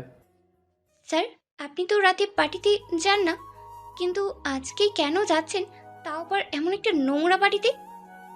তুমি আগেই বলেছি এখানে আমার পার্সোনাল কিছু কাজ আছে, যেটা আমায় পূরণ করতে হবে। ও আচ্ছা চলেন। তারপর রাতে মরিয়মকে করিম চাচার কাছে রেখে আমি আর রিয়া বেরিয়ে পড়লাম। কিছুক্ষণের মধ্যে রকির বাসায় এসে পৌঁছে গেলাম। রকি এসে আমাদের স্বাগতম জানালো, জানিয়ে ভিতরে নিয়ে গেল। আমি আর রিয়া ভিতরে আসলাম। কিছুক্ষণ এটা ওটা করতে করতে সময় কেটে গেল। এবার রকি আমায় বলল, মিস্টার শাকিল সাহেব, আপনার জন্য আমার পক্ষ থেকে একটা স্পেশাল গিফট আছে। সেটার জন্যই অপেক্ষা করছি তো। আয় সুমি, শাকিল সাহেবকে ভিতরে নিয়ে যাও। তখন একটা মেয়ে এসে আমার সামনে একটা হাসি দিয়ে তার হাতটা বাড়িয়ে দিল। আমি আবার আমার হাত বাড়িয়ে দিলাম। তখন সেই মেয়েটা আমাকে নিয়ে একটা রুমে চলে আসলো আর দরজার সামনে দাঁড়িয়ে আমাকে ভিতরে যেতে বলে মেয়েটা চলে গেল। আমি দরজা ধাক্কা দিয়ে ভিতরে প্রবেশ করলাম আর দেখলাম ঘরটা অনেক সুন্দর করে সাজানো আছে। আর পাশে একটা চেয়ারে একটা সুন্দর করে সেজেগুজে মেয়ে বসে আছে। আসুন স্যার, বসে পড়েন। আর কি খাবেন বলেন? আমি তো একটু অন্যরকম কিছু খেতে চাচ্ছি। সেটা তো সবাই চায়। এই কথা বলে মেয়েটা আমার দিকে তাকালো। আমার দেখে যেন মেয়ের মাথায় আকাশ ভেঙে পড়লো। চোখ দুটো বড় বড় হয়ে গেল। হাতে থেকে গ্লাসটা মাটিতে পড়ে ভেঙে টুকরো টুকরো হয়ে গেল। আমি তার দিকে তাকিয়ে একটা অবাক করে হাসি দিলাম। শাকিল, তুমি মিস মিতু চৌধুরী। তুমি এখানে কি করে? এখানে তো জনতা গ্রুপ অফ কোম্পানির মালিকদের আসার কথা। সেই তো এসেছে, জনতা গ্রুপ অফ কোম্পানির মালিক শাকিল মাহমুদ। কি? হ্যাঁ মিস মিতু। ও, তার মানে আপনিও আমায় ইউজ করতে আসছেন? কিন্তু বিশ্বাস করে দেওয়ার মতো কিছু বাকি নেই আমার কাছে। তাও যদি চাও চলে আসো। মিস মিতু চৌধুরী, ড্রিঙ্কস দিন। কিন্তু তুমি তো ড্রিঙ্কস করো না। Set up. শাকিল মাহমুদের কি ভালো লাগে না লাগে এটা আপনি জানেন কি করে? আপনার যেটা কাজ সেটা করেন। সরি। একথা বলে মিতু তার বুকের ওপর থেকে শাড়িটা ফেলে দিয়ে কাঠের উপর সোজা হয়ে শুয়ে পড়ল। আমি অন্যদিকে তাকিয়ে বিরক্ত করে একটা ভাব নিয়ে বললাম, মুডটাই নষ্ট করে দিল। ছি ছি। আমি প্রস্তুত, আসতে পারেন। কি আজব তাই না মিস মিতু চৌধুরী? যার টাকা পয়সা ধন সম্পত্তি কিচ্ছু ছিল না বলে তাকে ছেড়ে চলে আসছিলেন, আর আজ টাকার অভাবে তারই সামনে নিজের শরীর এগিয়ে দিতে হচ্ছে। মিতু চৌধুরী, এখন আপনার দিকে তাকান আর আমার দিকে তাকান। আপনার এখন কিচ্ছু নেই। নামের পাশে চৌধুরীর পদবিটাও তো চুরি করা। বর্তমানে আপনি তো আমার চাকর হওয়ার যোগ্যতা রাখেন না। আমার সাথে একই কার্ডে শুয়ে থাকার চিন্তা কেমনে করলেন? আপনাদের এই অবস্থা করার একমাত্র লোকটাই আমি, আর আমি আপনাকে রাস্তার ভিখারি বানাবো। ভিখারি। শাকিল, আমি তোমার সাথে, আমার মেয়ের সাথে অনেক বড় অন্যায় করেছি, আর সেটার শাস্তি হিসেবে আমি এই জাহান্নামে জ্বলতেছি। যে সুখের ঠিকানার জন্য চাকর শাকিলকে ছেড়ে চলে আসছিলেন, আজকে সেটা জাহান্নাম বলছেন। So funny. আমি একথা বলে জোরে জোরে হাসতে লাগলাম। আমার হাসি দেখে মিতু নিচের দিকে তাকিয়ে মাথা নিচু করে দাঁড়িয়ে রইল। এমন সময় হঠাৎ করে আমার চোখ মিতুর হাতে গিয়ে পড়ল। দেখলাম ডান হাতে অনেকটা জায়গায় চামড়া নেই, মাংস দেখা যাচ্ছে, আর কিছু কিছু জায়গায় তো কালো হয়ে আছে। এসব দেখে আমি আর আমার কন্ট্রোল ধরে রাখতে পারলাম না। তাড়াতাড়ি রুম থেকে বেরিয়ে বাইরে চলে আসলাম। বাইরে এসে রোগীর সাথে হাসতে হাসতে কথা বললাম, ড্রিঙ্কস করলাম। যেখানে আমি ড্রিঙ্কস করি না সেখানে আজ অনেক বেশি করে ফেললাম, তবে নিজের কন্ট্রোল হারালাম না। তো শাকিল সাহেব, কেমন লাগলো আমার গিফট? অসাধারণ। এবার তাহলে বাকি কথাগুলো সেরে নেওয়া যাক। অবশ্যই, শুভ কাজে দেরি কিসে? তাহলে আমি একটা অফার দেব, সমস্ত খরচ আমি দেব। কালকে আমার অফিসে এসে একটা ডকুমেন্টে সাইন করতে হবে, সেগুলো করে দিয়ে আমার সাইনটা নিয়ে আসবেন। ওকে? ওকে। তাহলে রকি সাহেব, আজকে থেকে আমরা পার্টনার। ওকে ব্রাদার? এবার আমাদের যেতে হবে। ওকে, শিওর। তারপর আমি আর রিয়া সেখান থেকে বেরিয়ে এসে গাড়িতে উঠে বসলাম। ড্রাইভার গাড়ি স্টার্ট দিয়ে রওনা দিলাম। স্যার, আপনি কি করলেন এটা? আপনি মুহূর্তের মধ্যে কি করে পাল্টে গেলেন? রকির স্ত্রী আপনাই পাল্টে দিল নাকি? রিয়া, তুমি জানোই আমি কোনো কারণ ছাড়া একটি কাজও করি না। কিন্তু আপনি ওই বদমাইশটার সাথে হাত মিলালেন কেন? আর সমস্ত কিছুর খরচও দিতে ওয়াদা করলেন? কারণ ওর জালে ওকে ফাঁসানোর জন্য। মানে?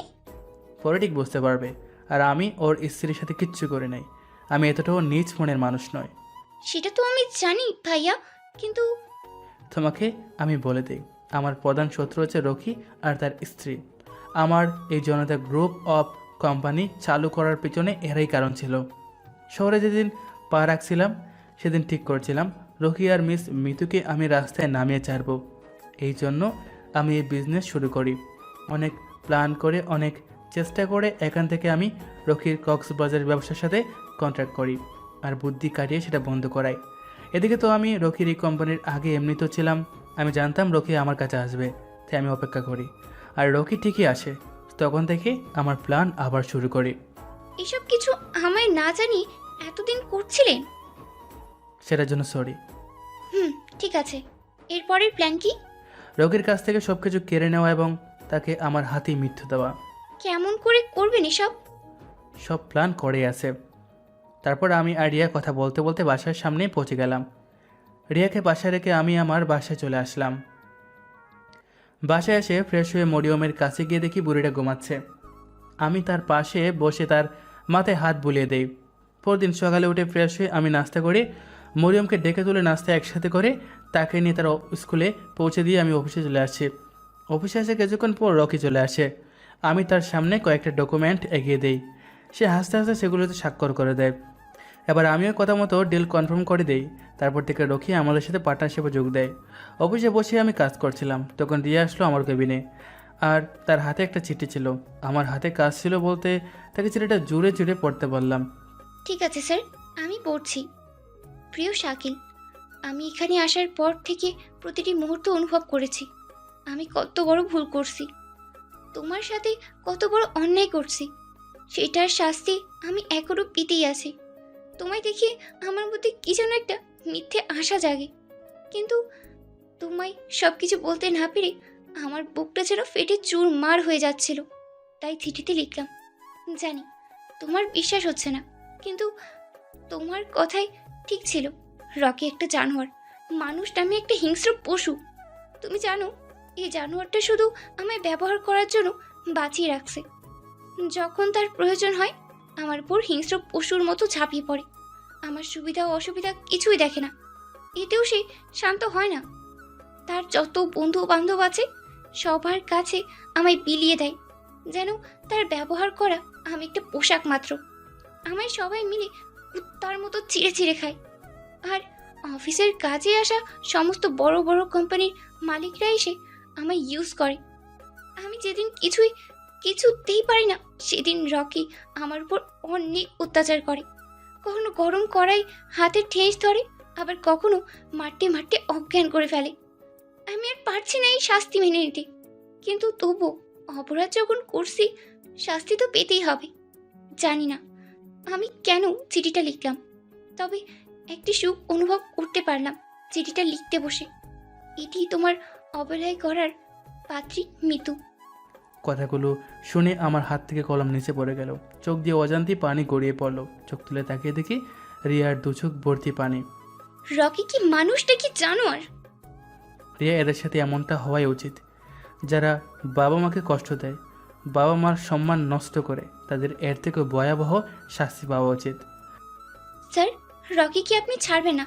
ওকে এমন কষ্ট দিবেন যাতে মরার পরেও আপনার নাম শুনে ভয় পায়। ওকে আমি শাস্তি কেন দেব? ও তো আমার অর্ধেক কাজ করে দিয়েছে, এখন থেকেও আমার বন্ধু। স্যার কি বলছেন? হ্যাঁ। মিতু আপনার কে হয় আর কিসের কথা বলছিল? কি অন্যায় আপনার সাথে করছে আর আপনি ওকে কিসের শাস্তি দিতে চাচ্ছেন? সময় হলে সব জানতে পারবেন। ওকে। রিয়া আর কোনো কথা না বলে চোখ মুছে সেখান থেকে গিয়ে নিজের কাজে মনোযোগ দেয়। এদিকে আমার বুকের ভিতর তো উতাল পাতাল শুরু হয়ে গেছে। এভাবে বেশ আরও অনেকটা দিন কেটে যায়। রকি আর আমার পার্টনারশিপ ভালোই চলছিল। একদিন হঠাৎ করে আমার গোডাউনে পুলিশ এসে হাজির হয়ে যায়। কি ব্যাপার পুলিশ অফিসার? খবর আছে যে আপনাদের গোডাউনে ড্রাগস পাচার করা হচ্ছে, সেজন্য আমরা সরকারি সার্চ ওয়ারেন্ট নিয়ে আসছি। আমার গোডাউনে ড্রাগস কী করে আসবে? প্লিজ শাকিল সাহেব, আমাদেরকে আমাদের কাজ করতে দেন। শাকিল, ওদের কাজ করতে দাও। জানি তো ওরা কিচ্ছু পাবে না। ওকে, তাহলে যা খুশি করেন। এরপর পুলিশরা তাদের কাজ শুরু করে দিল। আমি রকি আর রিয়া পাশে দাঁড়িয়েছিলাম। অনেকক্ষণ পর পুলিশরা আমাদের সামনে আসলো। আমাদের সন্দেহই ঠিক, আপনাদের গোডাউনে ড্রাগস পাচার করা হয়। আমরা এসব পেয়েছি। আমি তাকিয়ে দেখি অনেকগুলো ড্রাগসের প্যাকেট। অফিসার, এসব কারো ষড়যন্ত্র। শাকিল, তোমার গোডাউনে এসব? রকি, তুমি তো কিছু বলো। কি আর বলবো স্যার, আমি নিজের চোখে তো আর মিথ্যা বলতে পারবো না। আমি আপনার সাথে পার্টনারশিপ করছিলাম, কিন্তু আপনি এসবও করেন। কিন্তু এসব তো রকি নামে সিল করা প্রোডাক্টে পাওয়া গেছে। মানে? হ্যাঁ, এছাড়াও আমাদের কাছে যথাযথ প্রমাণ আছে। কিন্তু স্যার এসব মিথ্যা। শাকিল, কিছু বলো। কি আর বলবো স্যার, আমি নিজের চোখে তো আর মিথ্যা বলতে পারবো না। আমি আপনার সাথে পার্টনারশিপ করছিলাম, কিন্তু আপনি এসবও করেন? কিন্তু এসব কি করে সম্ভব? ছোটোবেলায় মনে হয় একটা ইতি কথা শুনোস নাই, অন্যকে বিপদে ফেলার জন্য যে গর্ত খুলেছে নিজের গর্তি পড়ে। তুই প্ল্যান ঠিকঠাক করছিলি, কিন্তু প্ল্যানটা যে কাজ করবে এই বিষয়ে তুই কনফার্ম ছিলি, আর আমি এটাতেই চান্স নেই। বাকিটা পুলিশ অফিসার আমার সাহায্য করে। তার মানে তুই আমায় ফাঁসিয়েছিস? জি না বস, আপনি নিজের জালে নিজে ফেসে গেছেন। তুই আমায় কিচ্ছু করতে পারবি না। আমি টাকার মাধ্যমে আবার ফিরে আসবো। আমার নাম শাকিল, আমি সব কাজ একটু অন্য স্টাইলে করি। প্রথমে শিকড় উপড়িয়ে ফেলি, তারপর গাছের ডাল কাটি। মানে? আরে রে, এত মহান একটা কাজ করে এখন বলে গেলেন বস? ব্যাংকের সমস্ত টাকা এতিমখানার নামে দান করলেন, যাদের থেকে চালাকি করে সম্পত্তি হাসিল করেছিলেন তাদের সব কিছু ফিরিয়ে দিলেন। এখন তো আপনার টাকা বলতে কিচ্ছু নেই। শুনেছিলাম মানুষ দানই মহৎ হতে পারে, আর আজ সেটা দেখলাম। দান করে কত মহান হলেন আপনি বস। স্যালুট বস আপনাকে। এই কথা বলার সঙ্গে সঙ্গে রকি আমার উপর রেগে গেল। তখন পুলিশেরা তাকে টেনে নিয়ে চলে গেল। আমি দাঁড়িয়ে হাসতে লাগলাম। স্যার, আপনি এসব কি করে করলেন? মনে আছে সেদিন আমার অফিসে রকিকে ডাকছিলাম কিছু ডকুমেন্টের স্বাক্ষর করার জন্য? হ্যাঁ। ওসব আসলে দলিল ছিল। রকি যত মানুষের কাছ থেকে 2 নম্বরই করে সম্পত্তি হাসিল করেছিল সেসব কিছুর দলিল। এখন সমস্ত সম্পত্তি তাদের আসল মালিকের কাছে, আর ব্যাংকের টাকা এতিমখানার নামে ট্রান্সফার করে দেয়। কিন্তু স্যার, আপনাকে আজ বলতে হবে রকির সাথে আপনার কিসের শত্রুতা? আর মিতুকে আপনার সাথে কি অপরাধ করছে? চলো গাড়িতে উঠে যেতে যেতে বলছি। হুম। আজ থেকে 9 বছর আগের কথা, অতীত। ছোট্ট একটা গ্রাম, মাঠ ভরা ফসল, হাসি খুশিতে কেটে যাচ্ছিল সবার জীবন। কিন্তু সেই খুশি থেকে আলাদা হয়েছিলাম আমি শাকিল। আমার এসএসসি পরীক্ষার সময় চলছিল। কদিন পর আমার পরীক্ষা শুরু হবে। দিনরাত জেগে পরীক্ষার প্রস্তুতি নিচ্ছিলাম। পিতামাতা বলতে আমার উপর চাওয়া হয়ে একজনই ছিল, আর সেটা হলো আমার বাবা। মা অনেক দিন আগেই মারা গেছে। তারপর থেকে আমি আর বাবা বেঁচে আছি। হাজার কষ্ট করে হলেও বাবা আমার পড়াশোনার খরচ চালাতো। বাবার কষ্ট দেখে আমার খুব খারাপ লাগতো, আর সেজন্য আমি ফাঁকা সময়ে ছোটদের পড়াইতাম। এর থেকে যা পাইতাম সেটা দিয়ে আমি আমার পড়াশোনার খরচ চালাইতাম, যাতে বাবার কষ্ট কম হয়। এত কিছু করে আমি এসএসসি পর্যন্ত চলে আসলাম। তখন জানতাম না আমি আগে যেতে পারবো কি না, কারণ যত উপরে যাব তত খরচ বাড়বে। এর মধ্যে পরীক্ষার সময় চলে আসে। আমি দিনরাত সমান করে পরীক্ষার জন্য প্রস্তুতি নিতে শুরু করি। এরপর একদিন স্যারের কাছ থেকে শুনতে পেলাম পরীক্ষা দেওয়ার জন্য বোর্ডে আশেপাশে কোথাও বাসা ভাড়া নিয়ে থাকতে হবে। স্যারের কাছে একথা শুনে আমি ভাবলাম পরীক্ষা দেওয়ার জন্য ওখানে থাকতেই হবে, কারণ এখান থেকে যাওয়ার আশা ভাড়া অনেক বেশি। সেটা ভেবে আমি দুপুরে আব্বুর কাছে টাকা চাওয়ার জন্য আসলাম। এসে যা দেখলাম সেটা দেখার জন্য আমি চিন্তাও করিনি। আব্বুর কাছে এসে দেখি আব্বু বমি করতেছে, পেটের এক সাইডে হাত দিয়ে আছে, চোখ দিয়ে পানি পড়তেছে। আমি দৌড়ে আব্বুর কাছে আসলাম। আব্বু, কি হয়েছে তোমার? আমার কথা শুনে আব্বু একটু চমকে ওঠে, আমার দিকে তাকালো, আর চোখের পানি মুছে ফেলার বৃথা চেষ্টা করতে লাগলো। পাশে থেকে 1 গ্লাস পানি আব্বুর হাতে দিলাম। আব্বু হাত মুখ ধুয়ে নিল। আমি আব্বুকে দূরে নিয়ে এসে খাটের উপর বসিয়ে দিলাম। আব্বু, কি হয়েছে তোমার? আরে তেমন কিছু না। ডাক্তারের কাছে গেছিলা? ডাক্তার বলেছে তেমন কিছু না, এমনি পেট খারাপ করেছে। ও, বল, তোর পরীক্ষার কি খবর? ওখানে বাসা ভাড়া নিয়ে থাকতে হবে। এখান থেকে যাওয়া আসা করতে অনেক খরচ হবে। তাহলে তাই কর। একথা বলে আব্বু বালিশের নিচে হাত দিয়ে টাকা বের করে আমার হাতে ধরিয়ে দিল। এই নে, এইখানে পুরো 3000 টাকা আছে। এত টাকা কোথায় পাইছো? মাস শেষ হতে তো এখনো অনেক দিন, এখন তো বেতনও দিবে না। একদম মায়ের মতো প্রশ্ন করতে শিখেছিস। আরে বাবা, এটা আমি ডাক্তারকে দেখাবো বলে রেখেছিলাম। কি বলছো? তাহলে এটা আমায় কেন দিচ্ছ? আমার দরকার নেই, তুমি ডাক্তার দেখিয়ে আসো। আগে আমার কথাটা তো শোন। কোনো কথা শোনার দরকার নেই, এই টাকা নিয়ে বিকালেই তুমি ডাক্তারের কাছে যাবে। আরে বাবা, আমি ডাক্তারের কাছে গিয়েছিলাম, ডাক্তার বলেছে আমার কোনো অসুখ নেই। তাহলে বমি করলে কি জন্য? আসলে ডাক্তার বলেছিল পেটে অনেক গ্যাস আছে, ওইটা বের করলেই আরাম হয়ে যাবে। এখন আমি একদম সুস্থ। সত্যি বলছো তো? হ্যাঁ রে বাবা, হ্যাঁ। আর যা, তুই তোর কাজটা করে ফেল। একটা কথা মনে রাখবি, যেটা অধিকার সেটা তোকে পেতেই হবে। তারপর আমি টাকা নিয়ে সব কিছু ঠিকঠাক করে ফেললাম। ওখানে থাকার সমস্ত ব্যবস্থা হয়ে গেল। এরই মধ্যে পরীক্ষার দিন কাছে গেল। পরীক্ষার আগের দিন বাসা থেকে বেরিয়ে চলে আসলাম। পরের দিন থেকে পরীক্ষা শুরু হয়ে গেল। পরীক্ষা শেষ করে এসে আব্বুর কাছে ফোন করে কথা বললাম। এভাবে কয়েকটা পরীক্ষা শেষ হয়ে গেল। এখন আর আব্বুর সাথে কথা বলি না, কারণ আব্বু নিষেধ করেছে আর বলছে আমি যেন মন দিয়ে পড়াশোনা করি। সেজন্য আব্বুর সাথে আর কথা বলি না। মাঝে মধ্যে একটু মন খারাপ হতো, কিন্তু সেটা তো আমি কিছু মনে করতাম না। দেখতে দেখতে সব পরীক্ষা শেষ হয়ে গেল। এবার আমি বাসার দিকে রওনা দিলাম। সোজা বাসায় চলে গেলাম, কিন্তু বাসায় কেউ নেই। পাশের বাসার আন্টিকে জিজ্ঞাসা করতে সে বলল আব্বু নাকি আজ কয়েকদিন যাবৎ হাসপাতালে আছে। এটা শুনে তো আকাশ ভেঙে আমার মাথার উপর পড়লো। কিছুতে বিশ্বাস হলো না। সঙ্গে সঙ্গে দৌড় দিলাম হাসপাতালে। হাসপাতালে এসে কোনো লাভ হলো না, কারণ আমার বাবার চিকিৎসা গ্রামের হাসপাতালে হয়নি। সেজন্য সবাই তাকে নিয়ে শহরের হাসপাতালে চলে গেছে। এবার তো আমার মন আরও খারাপ হয়ে গেল। আমার আব্বু না জানি কি হয়েছে, নিশ্চয়ই কোনো বড় অসুখ হয়েছে। এমন সময় আমার চাচাতো ভাই আমার কাছে এসে দাঁড়িয়ে গেল।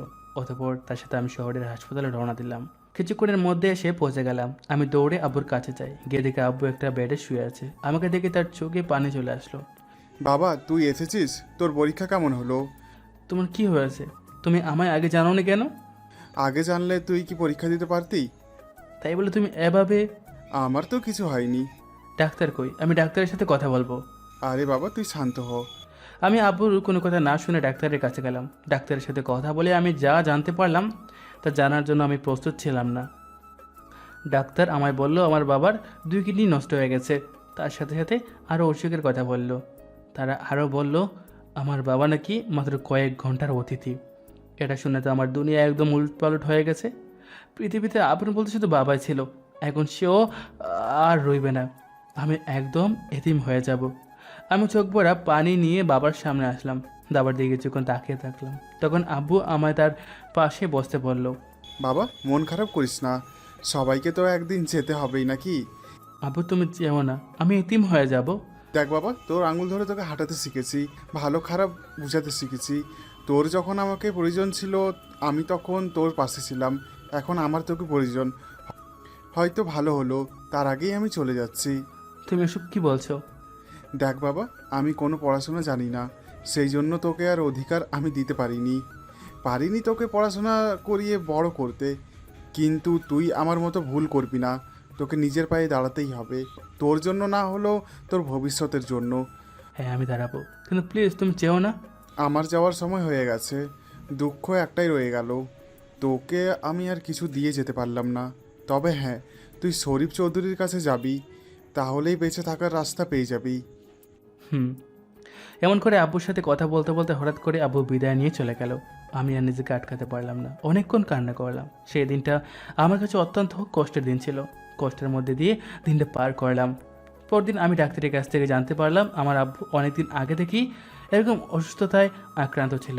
টাকার অভাবে চিকিৎসা করেনি এবং কাউকে বলেও নি। আমি পরীক্ষা দিয়ে যাওয়ার কয়েকদিন পর থেকে হাসপাতালে পড়েছিল। আমি পরীক্ষা ঠিকমতো দিতে পারবো না বলে আমার জানাতে দেয়নি আমার আব্বু। এমনকি আমার আব্বুর চিকিৎসা করলে সে বেঁচে যেত, কিন্তু অনেক টাকার প্রয়োজন ছিল। আর এই কথা আমার কাছ থেকে লুকিয়ে রাখতে বলছে ডাক্তারকে। এসব শুনে আমার অনেক রাগ হলো নিজের প্রতি। আমার পড়াশোনার জন্য আমার আব্বু মরে গেল। আমি এই পড়াশোনা আর করবই না কখনো। আমার পড়াশোনা করার চালানোর জন্য আমার বাবা মরে গেল চিকিৎসার অভাবে। এই পড়াশোনা আর আমি করবই না, যে পড়াশোনা আমার বাবাকে খেড়ে নিয়েছে। নিস্তব্ধতার মধ্যে দিয়ে কয়েকটা দিন কাটিয়ে দিলাম। বাসা থেকে কোথাও গেলাম না, দিনরাত শুধু বাসাতেই বসে রইলাম। একদিন হঠাৎ করে একটা লোক এসে আমাকে বলল আমাকে চৌধুরী সাহেব ডেকেছে। আমি আর দেরি না করে রওনা হলাম। চৌধুরী সাহেবের বাসায় আমার বাবা কাজ করতো। হয়তো বাবার বিষয়ে কিছু বলবে, নয়তো মাসের বাকি দিনটা আমাকে কাজ করতে বলবে। এসব ভাবতে ভাবতে আমি চৌধুরীর বাসায় এসে হাজির হয়ে গেলাম। চৌধুরীকে দেখে আমি সালাম দিলাম। চৌধুরী সাহেব আমাকে বসতে বলল। চৌধুরী সাহেব, আপনি সম্মানিত লোক, আপনার সামনে আমি একটা ছোট্ট মানুষ বসবো কী করে? সমস্যা নেই, বসো। আমার দাঁড়িয়ে থাকতে কোনো সমস্যা হবে না। আপনি বলেন কি বলতে চান। দেখো বাবা, তোমার বাবা আমার এখানে কাজ করতো, হঠাৎ করে সে চলে গেল। আমি আমার বাবাকে মেরে ফেলেছি। আমি যদি পড়াশোনা না করতাম তাহলে সেই টাকা দিয়ে বাবার চিকিৎসা করতে পারতাম। এসব উল্টাপাল্টা চিন্তাভাবনা মাথা থেকে ঝেড়ে ফেলে দাও, আর বলো এখন কি করতে চাও। আমি জানি আমার আব্বু মাস পুরে কাজ করতে পারেনি। তোমার বাবা তো বেতন নিয়ে নিয়েছে। কবে? তোমার বাবা আমাকে এসে বলল তার নাকি অনেক বড় একটা অসুখ হয়েছে, সেটা চেক আপ করতে অনেক টাকা লাগবে। আমার কাছে তখন তেমন টাকা ছিল না, তাই 3,000 টাকা দিয়েছিলাম। হ্যাঁ, সেই টাকা দিয়ে আব্বু চিকিৎসা করতে চেয়েছিল, কিন্তু আমি আমি যে সেই টাকাটাও নিয়ে নিই। আচ্ছা, যা হয়ে গেছে তা বাদ দাও। আমি আব্বুর কাজ করে দেব। তোমার বাবা চলে গেছে, এখন তোমার আগে পিছনে কেউই নেই, আর তাই আমি বলছিলাম তোমার বাবার জায়গা তুমি নিয়ে নাও। আমার কিছু সময় দিন, আমি চিন্তা করে দেখি। আচ্ছা ঠিক আছে।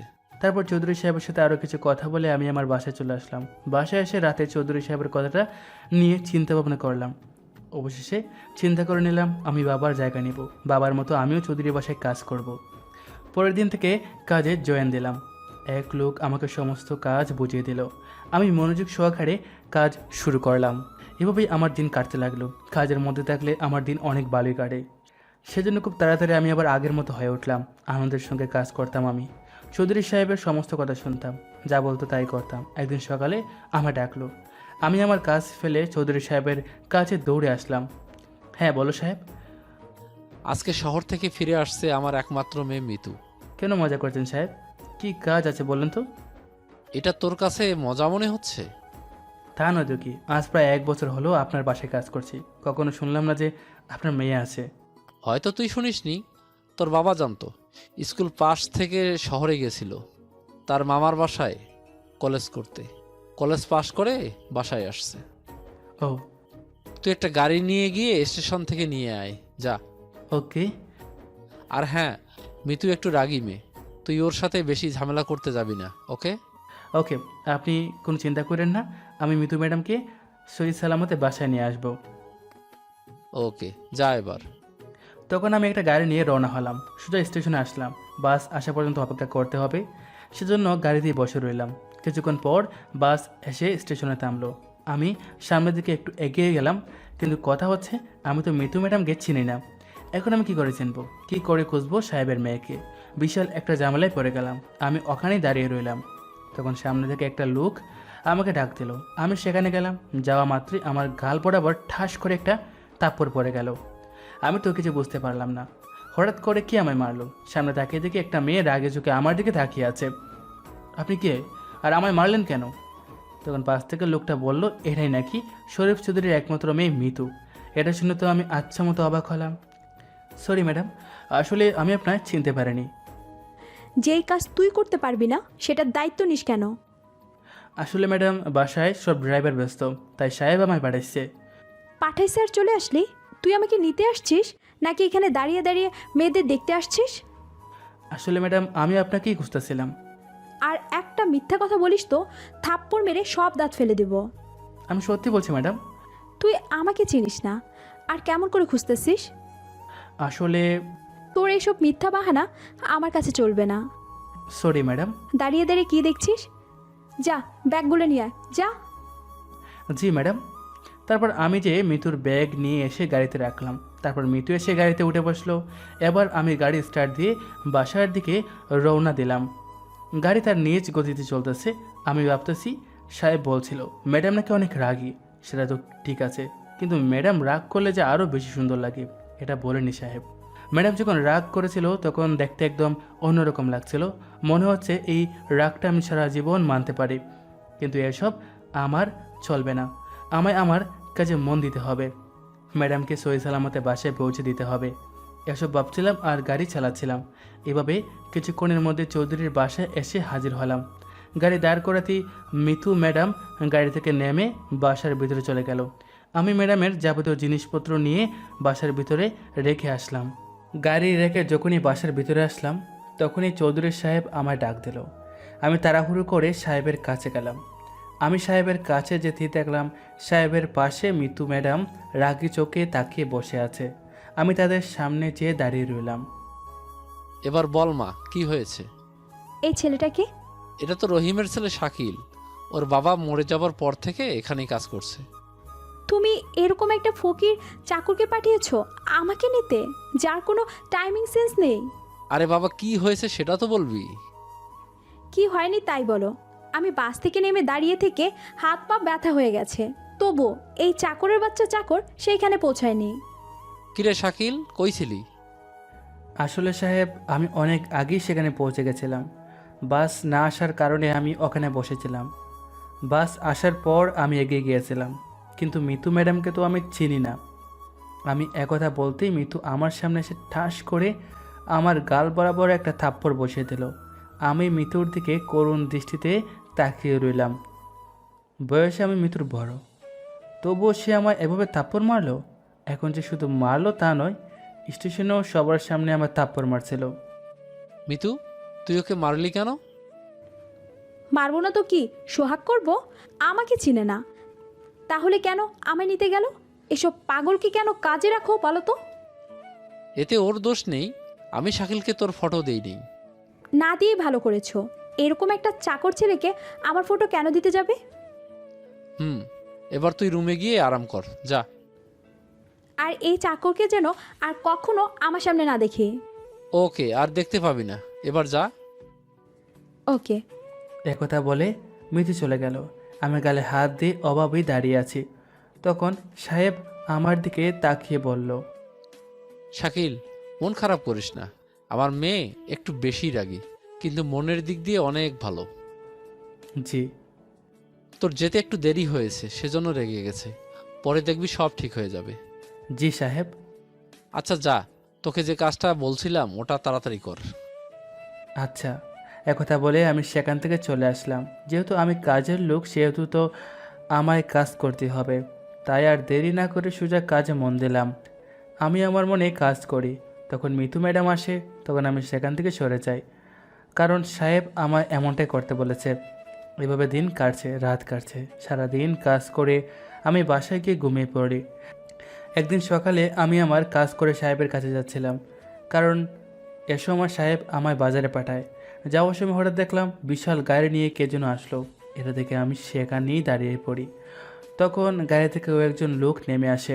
তার মধ্যে ছিল আমার মতো বয়সী একটা ছেলে আর সাহেবের মতো বয়সী একটা লোক। তার সাথে ছিল একটা মহিলা।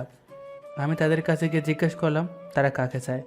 তখন তারা বলল তারা নাকি চৌধুরী সাহেবের কাছে আসছে। এটা শুনে আমি তাদের নিয়ে বাসার ভিতরে আসলাম। তাদের সবাইকে বসতে দিয়ে চৌধুরী সাহেবকে ডাকলাম। সাহেব এসে তাদের সাথে কথা বলতে লাগলো। বড়দের কথার মধ্যে ছোটদের না থাকাই উত্তম, সেজন্য আমি সেখান থেকে চলে আসলাম। সন্ধ্যায় আমি জানতে পারলাম ওরা নাকি মিতু ম্যাডামকে দেখতে এসেছিল এবং তাদের মিতু ম্যাডামকে পছন্দ হয়েছে, সেজন্য বিয়ের দিন তারিখ ঠিক করে গেছে। মিতু ম্যাডামের মুখের হাসির জায়গা দেখতে পেলাম। আর হাসি থাকবে না কেন, ছেলেরা বিশাল বড় লোক, হিয়া বড় বাড়ি গাড়ি সব আছে। তো বিয়ের দিন তারিখ অনুযায়ী বাড়িতে বিয়ের রং লেগে গেল। বিয়ে বাড়িটা সুন্দর করে সাজিয়ে তোলা হলো, আর এই দায়িত্ব আমি নিজেই পালন করছিলাম। আসলে আমার অনেক আনন্দ লাগে যে কোনো অনুষ্ঠানের সময়, অনেক মজা করতে মন চায়। কিন্তু বাবা মরে যাওয়ার পর কারো অনুষ্ঠানে যাওয়া হয়নি। ভালোই হলো, মিতু ম্যাডামের বিয়েতে অনেক আনন্দ করার সুযোগটা আমি পেয়ে গেলাম।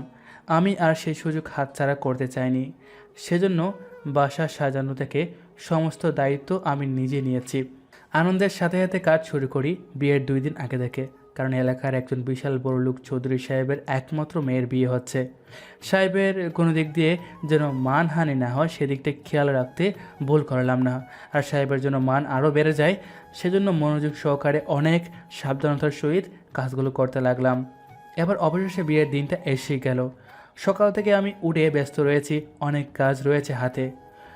আজকে অনেক সকালে ঘুম থেকে উঠে পড়েছি আর কাজের সাথে লেগে গেছি। যেহেতু সমস্ত দায়িত্ব আমার কাঁধের উপর, সেজন্য আমাকে সব কিছু সামলাতে হবে। বাড়িটা সুন্দর করে সাজিয়ে তুললাম। একটু পর থেকেই মেহমান আসা শুরু হয়ে গেল। যেসব আত্মীয় ছিল তারা কালকে অনেকেই এসে গেছে। মিথু ম্যাডামকে সাজানো হচ্ছে একটা রুমে। এদিকে সময় পেরিয়ে যাচ্ছে, অথচ বরের গাড়ি এখনও আসতেছে না। সকল মেহমানরা এসে তাদের আসন গ্রহণ করেছে। অবশেষে মিথু ম্যাডামকে নিচে নিয়ে আসা হলো। মিথু ম্যাডামকে একদম পরীর মতো করে সাজিয়ে তোলা হয়েছে, যে কেউ দেখে পাগল হওয়ার কাছাকাছি পৌঁছে যাবে। আমিও মিতু ম্যাডামকে দেখে নিজের চোখে আর আটকাতে পারলাম না, অপলক দৃষ্টিতে তাকিয়ে রয়েছি। চোখ সরাতে একদম মনে নেই। এমনিতেই মিতু ম্যাডাম সৌন্দর্যে ভরপুর, তার উপর আবার বিয়ের সাজ, পুরো অন্যরকম লাগছে। মন চাচ্ছে সারা জীবন এভাবেই দেখতে দেখে। হঠাৎ পিছন থেকে কোনো এক ছেলের ধাক্কা লাগাতে আমি বাস্তবে ফিরে আসলাম। তাকে দেখে মিতু ম্যাডাম নিচে চলে আসছে। আমি আশেপাশে তাকিয়ে দেখলাম সবাই বলাবলি করতেছে। বর যেখানে প্রথমে আসার কথা সেখানে কোণে প্রথমে চলে আসলো। ব্যাপারটা আমার কাছেও একটু চিন্তিত হয়ে উঠলো। এতক্ষণ হয়ে গেল অথচ বরের কোনো খোঁজখবর নেই, ঘটনা কি? বর আসতে এত দেরি করছে কেন? আমি আর দাঁড়িয়ে না থেকে সোজা চৌধুরী সাহেবের কাছে চলে আসি। এসে দেখি সাহেব মাথায় হাত দিয়ে বসে আছে। সাহেব, সবাই অপেক্ষা করছে, কিন্তু বর এখনও আসতেছে না। আমার মান সম্মান সব শেষ। কি বলছেন এসব? আপনার মান সম্মান রক্ষা করতে আমি আমার জীবন দিয়ে দেব। বিশ্বাস করেন, আপনার সম্মানে আঘাত লাগবে এমন কোনো কাজ আমি করিনি। সব সময় বাইরের মানুষের জন্য মান সম্মান নষ্ট হয় না রে, কখনো কখনো নিজের রক্তের মানুষের জন্যও নষ্ট হয়। আপনি কি বলছেন সাহেব? আর কি হয়েছে আমাকে একবার বলুন। আমি আমার মুখে কি করে বলি বলতো? রাজ্জাক চাচা, কি হয়েছে বলুন তো? সাহেবের পাশে দাঁড়িয়ে ছিল রাজ্জাক চাচা, সাহেবের খুব কাছের একজন। আমি তাকে জিজ্ঞেস করলাম, আর সে যা বলল তা শুনে তো আমার পায়ের নিচ থেকে মাটি সরে গেল। কি বলছেন এসব? মিতু ম্যাডাম এমনটা কেন করবে?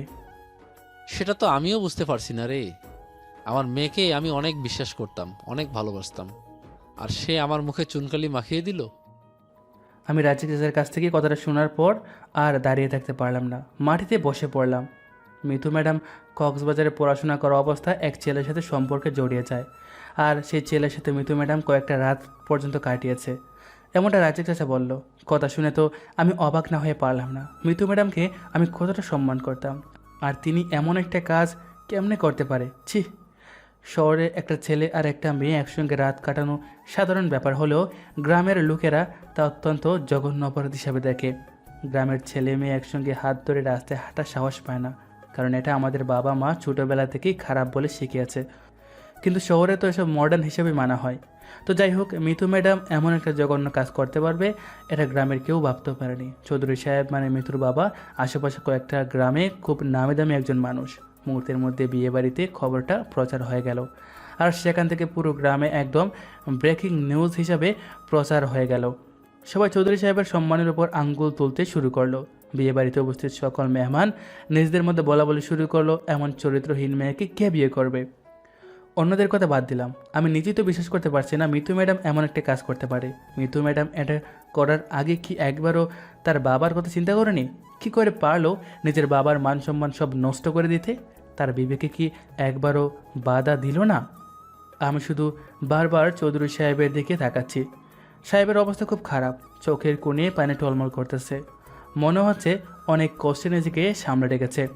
এমন সময় বাড়ি থেকে জোর করে কথার আওয়াজ আসলো, আর সেই কথাগুলো যেন চৌধুরী সাহেবের বুকে থিরের মতো আঘাত করছে। শাকিল, বলো সাহেব। আমার অনেক বড় ভুল হয়ে গেছে। আমি অনেক বড় একটা অন্যায় করেছি, আর সেই অন্যায়ের শাস্তি এখন পাচ্ছি। কি বলছেন সাহেব? আপনার মতো মানুষ কি করে অন্যায় করবে? আপনার মতো চরিত্রবান মানুষ কি করে ভুল করতে পারে? আমি বুঝতে পারছি আমার ভুল হয়েছে, আর সেটার শাস্তি হিসেবে সবাই আমাকে অপমান করছে। সবাই বলছে আমি মেয়েকে সঠিক শিক্ষা দিতে পারিনি। সবাই কি বলছে এটা বাদ দেন। তুই আমাকে এই শাস্তির হাত থেকে বাঁচা শাকিল। সাহেব, বাবা মারা যাওয়ার পর থেকে আপনার কাছে আশ্রয় পেয়েছি, আর সেই সময় ঠিক করে নিয়েছিলাম জীবনে কখনো আপনার সম্মান নষ্ট হতে দিব না। নিজের জীবন দিয়েও হলেও আপনার সম্মান টিকিয়ে রাখবো। শুধু একবার বলো, আমি এখন কি করতে পারি? তোর বাবা আর আমি একসময় খুব ভালো বন্ধু ছিলাম। ছোটবেলা থেকে একসাথে বড় হয়েছি। আমার বাবার সম্পত্তি ছিল বলে আমি এখানে পৌঁছেছি, কিন্তু তোর বাবার কেউ ছিল না, তাই আমি তাকে আমার কাছে রেখে দিয়েছিলাম। সে ছিল এখানকার কাজের লোক, কিন্তু আমার কাছে সে অনেক ভালো একজন বন্ধু। তাকে ছাড়া কোথাও যেতাম না। তখন আমি আর তোর বাবা ওয়াদা করছিলাম আমার ছেলে হলে তোর বাবার মেয়ের সাথে বিয়ে দিব, কিন্তু তোর বাবার ঘরে ছেলে হয়ে তুই আসিস, আর আমার ঘরে মিতু। যখন আস্তে আস্তে তোরা বড় হতে শুরু করলি, তখন তোরা দুজন একসাথেই সবসময় খেলাধুলা করতি। এটা দেখে আমার মধ্যে এক প্রকার হিংসে জন্ম হয়। আমার মেয়ে রাজরানী কি করে একটা কাজের লোকের বউ হতে পারে? আমি তোর বাবাকে দেওয়া ওয়াদা ভুলে গেলাম, আর ধন সম্পত্তির লোভে পড়ে মিতুকে শহরে পড়াশোনা করার জন্য পাঠিয়ে দিই। আর এখন তোর বাবা মারা যাওয়ার পর আমার মেয়েকে একটা ধনী ঘরের ছেলের সাথে বিয়ে দিতে চাইছিলাম। এতে আপনার দোষ নেই সাহেব। আমার মাটির গড়ে কি করে আকাশের একটা পরি থাকবে বলেন? আমরা গরিব, তাই গরিবদের মাঝে থাকা উচিত। না রে, তোর বাবাকে দেওয়া ওয়াদা ভঙ্গ করার জন্য আজকে আমার এই শাস্তি। দেখুন সাহেব, অযথা একটা দোষ নিজের উপরে চাপিয়ে নেবেন না। এই বিপদ থেকে তুই আমাকে রক্ষা করতে পারবি। বিপদ থেকে রক্ষা করার মালিক তো ওই একজনই, এতে আমি কি করতে পারি? আমি জানি বিপদ যে দিয়েছে সেই রক্ষা করবে, কিন্তু আমি আমার ভুলের প্রায়শ্চিত্ত করতে চাই। আপনি কি বলতে চাচ্ছেন? আমি জানি এটা বলা আমার ভুল হবে, কিন্তু আমার মান সম্মান যতটুকু আছে সেটা রক্ষা করতে এটা ছাড়া আর কোনো রাস্তা নেই। কিন্তু সাহেব, আমি কোথায় আর আপনার মেয়ে কোথায়? এটার ভেদাভেদ করার শাস্তি আজ পাচ্ছি আমি। তুই আর আমাকে লজ্জা দিস না। কিন্তু সাহেব, আপনার মেয়ে কি মানবে? না রে, আমি আমার মেয়ের দোষ তোর উপর চাপিয়ে দিতে চাই না। আমার ভাগ্যে যা আছে তাই হবে। আমার বলার মতো কোনো কিছু আমি খুঁজে পেলাম না। সাহেব নিচের দিকে তাকিয়ে বসে রয়েছে। আমি কি করব কিছু ভেবে পাচ্ছি না। যার সম্মান বাঁচানোর জন্য আমি এতদিন জীবন দিয়ে চেষ্টা করেছি, আর আজ আমার সামনে তার সম্মান নষ্ট হয়ে যাচ্ছে। রাজ্জাক, চলো বাইরে যাই। ভাগ্যে যা আছে তাই হবে, কিচ্ছু করার নাই। একথা বলে সাহেব আর রাজ্জাক চাচা বাইরের দিকে হাঁটতে লাগলো। আমিও আর দাঁড়িয়ে না থেকে রুম থেকে বেরিয়ে সাহেবের পিছন পিছন হাঁটতে লাগলাম। একটা একটা দাব ফেলছি আর চিন্তা করছি, এখন আমার কি করণীয় আছে, কি করলে সাহেবের সম্মানকে বাঁচাতে পারবো। যদি আমি মিতু ম্যাডামকে বিয়ে করি তবুও সাহেবের সম্মান নষ্ট হবে, আর যদি না করি তাহলে তো মিতু ম্যাডামের জীবন নষ্ট হবে। কি করব আমি কিছু বুঝতে পারছি না। এমন কিছু করতে হবে যাতে মিতু ম্যাডামের জীবন নষ্ট না হয় আর সাহেবের সম্মানটাও ঠিক থাকে। কিন্তু করবোটা কি? এর মধ্যে আমরা নিচে অনুষ্ঠানের জায়গায় চলে আসি। ওখানে উপস্থিত থাকা সকলেই সাহেবের দিকে তাকিয়ে আছে। কেউ কেউ তো মুখের সামনেই বলে দিচ্ছে, এত বড় মানুষও তার মেয়েকে যথাযথ শিক্ষা দিয়ে বড় করতে পারেনি, নিজের মেয়ে হয়েই নিজের বাবার সম্মান নষ্ট করলো। এই কথাগুলো শুধু সাহেবের বুকে তীরের মতো আঘাত করছে। সেটা সাহেবের চোখ দেখে বোঝা যাচ্ছে। মিতু ম্যাডামের দিকে তাকিয়ে দেখি মিতু ম্যাডাম চুপচাপ বসে আছে, এমনভাবে বসে আছে যেন সে কিচ্ছু জানে না। আস্তে আস্তে সকলেই সাহেবের কাছে প্রশ্ন তোলা শুরু করলো। অনেকে তো সেখান থেকে চলে যাচ্ছে। সাহেবের অপমান দেখে আমি আর চুপ করে থাকতে পারলাম না। আমি আর দাঁড়িয়ে না থেকে সবার সামনে গিয়ে দাঁড়িয়ে পড়লাম। এবার আমি বলতে শুরু করলাম, দেখুন, এখানে গ্রামের প্রায় সবাই উপস্থিত আছেন এবং বাইরের গ্রামেরও অনেক মানুষ রয়েছে। তাই আমি সবার সামনে একটা কথা বলতে চাই। আমার এমন কথা শুনে ওখানে উপস্থিত থাকা সকলেই আমার দিকে তাকায়। সাহেব আমার দিকে অবাক দৃষ্টিতে তাকিয়ে আছে। আজকে চৌধুরী সাহেবের মেয়ের নামে যে অপবাদটি প্রকাশ পেয়েছে সেটা সম্পূর্ণ মিথ্যা। এটা দায়ী আমি, আমার বানানো নাটক এটাও। আমার এমন কথা শুনে সবাই অবাক না হয়ে পারল না। চৌধুরী সাহেব এবার আমার দিকে বড় বড় চোখ করে তাকালো। শাকিল, তুই এসব কি বলছিস? হ্যাঁ সাহেব, এতদিন যে মানুষটার সম্মান রক্ষা করতে আমার জীবন দিতেও রাজি ছিলাম, আজ সেই মানুষটার সম্মান আমি নিজেই নষ্ট করছি। কেন করছিস এসব? তোকে আমি নিজের ছেলের মতো ভালোবাসতাম।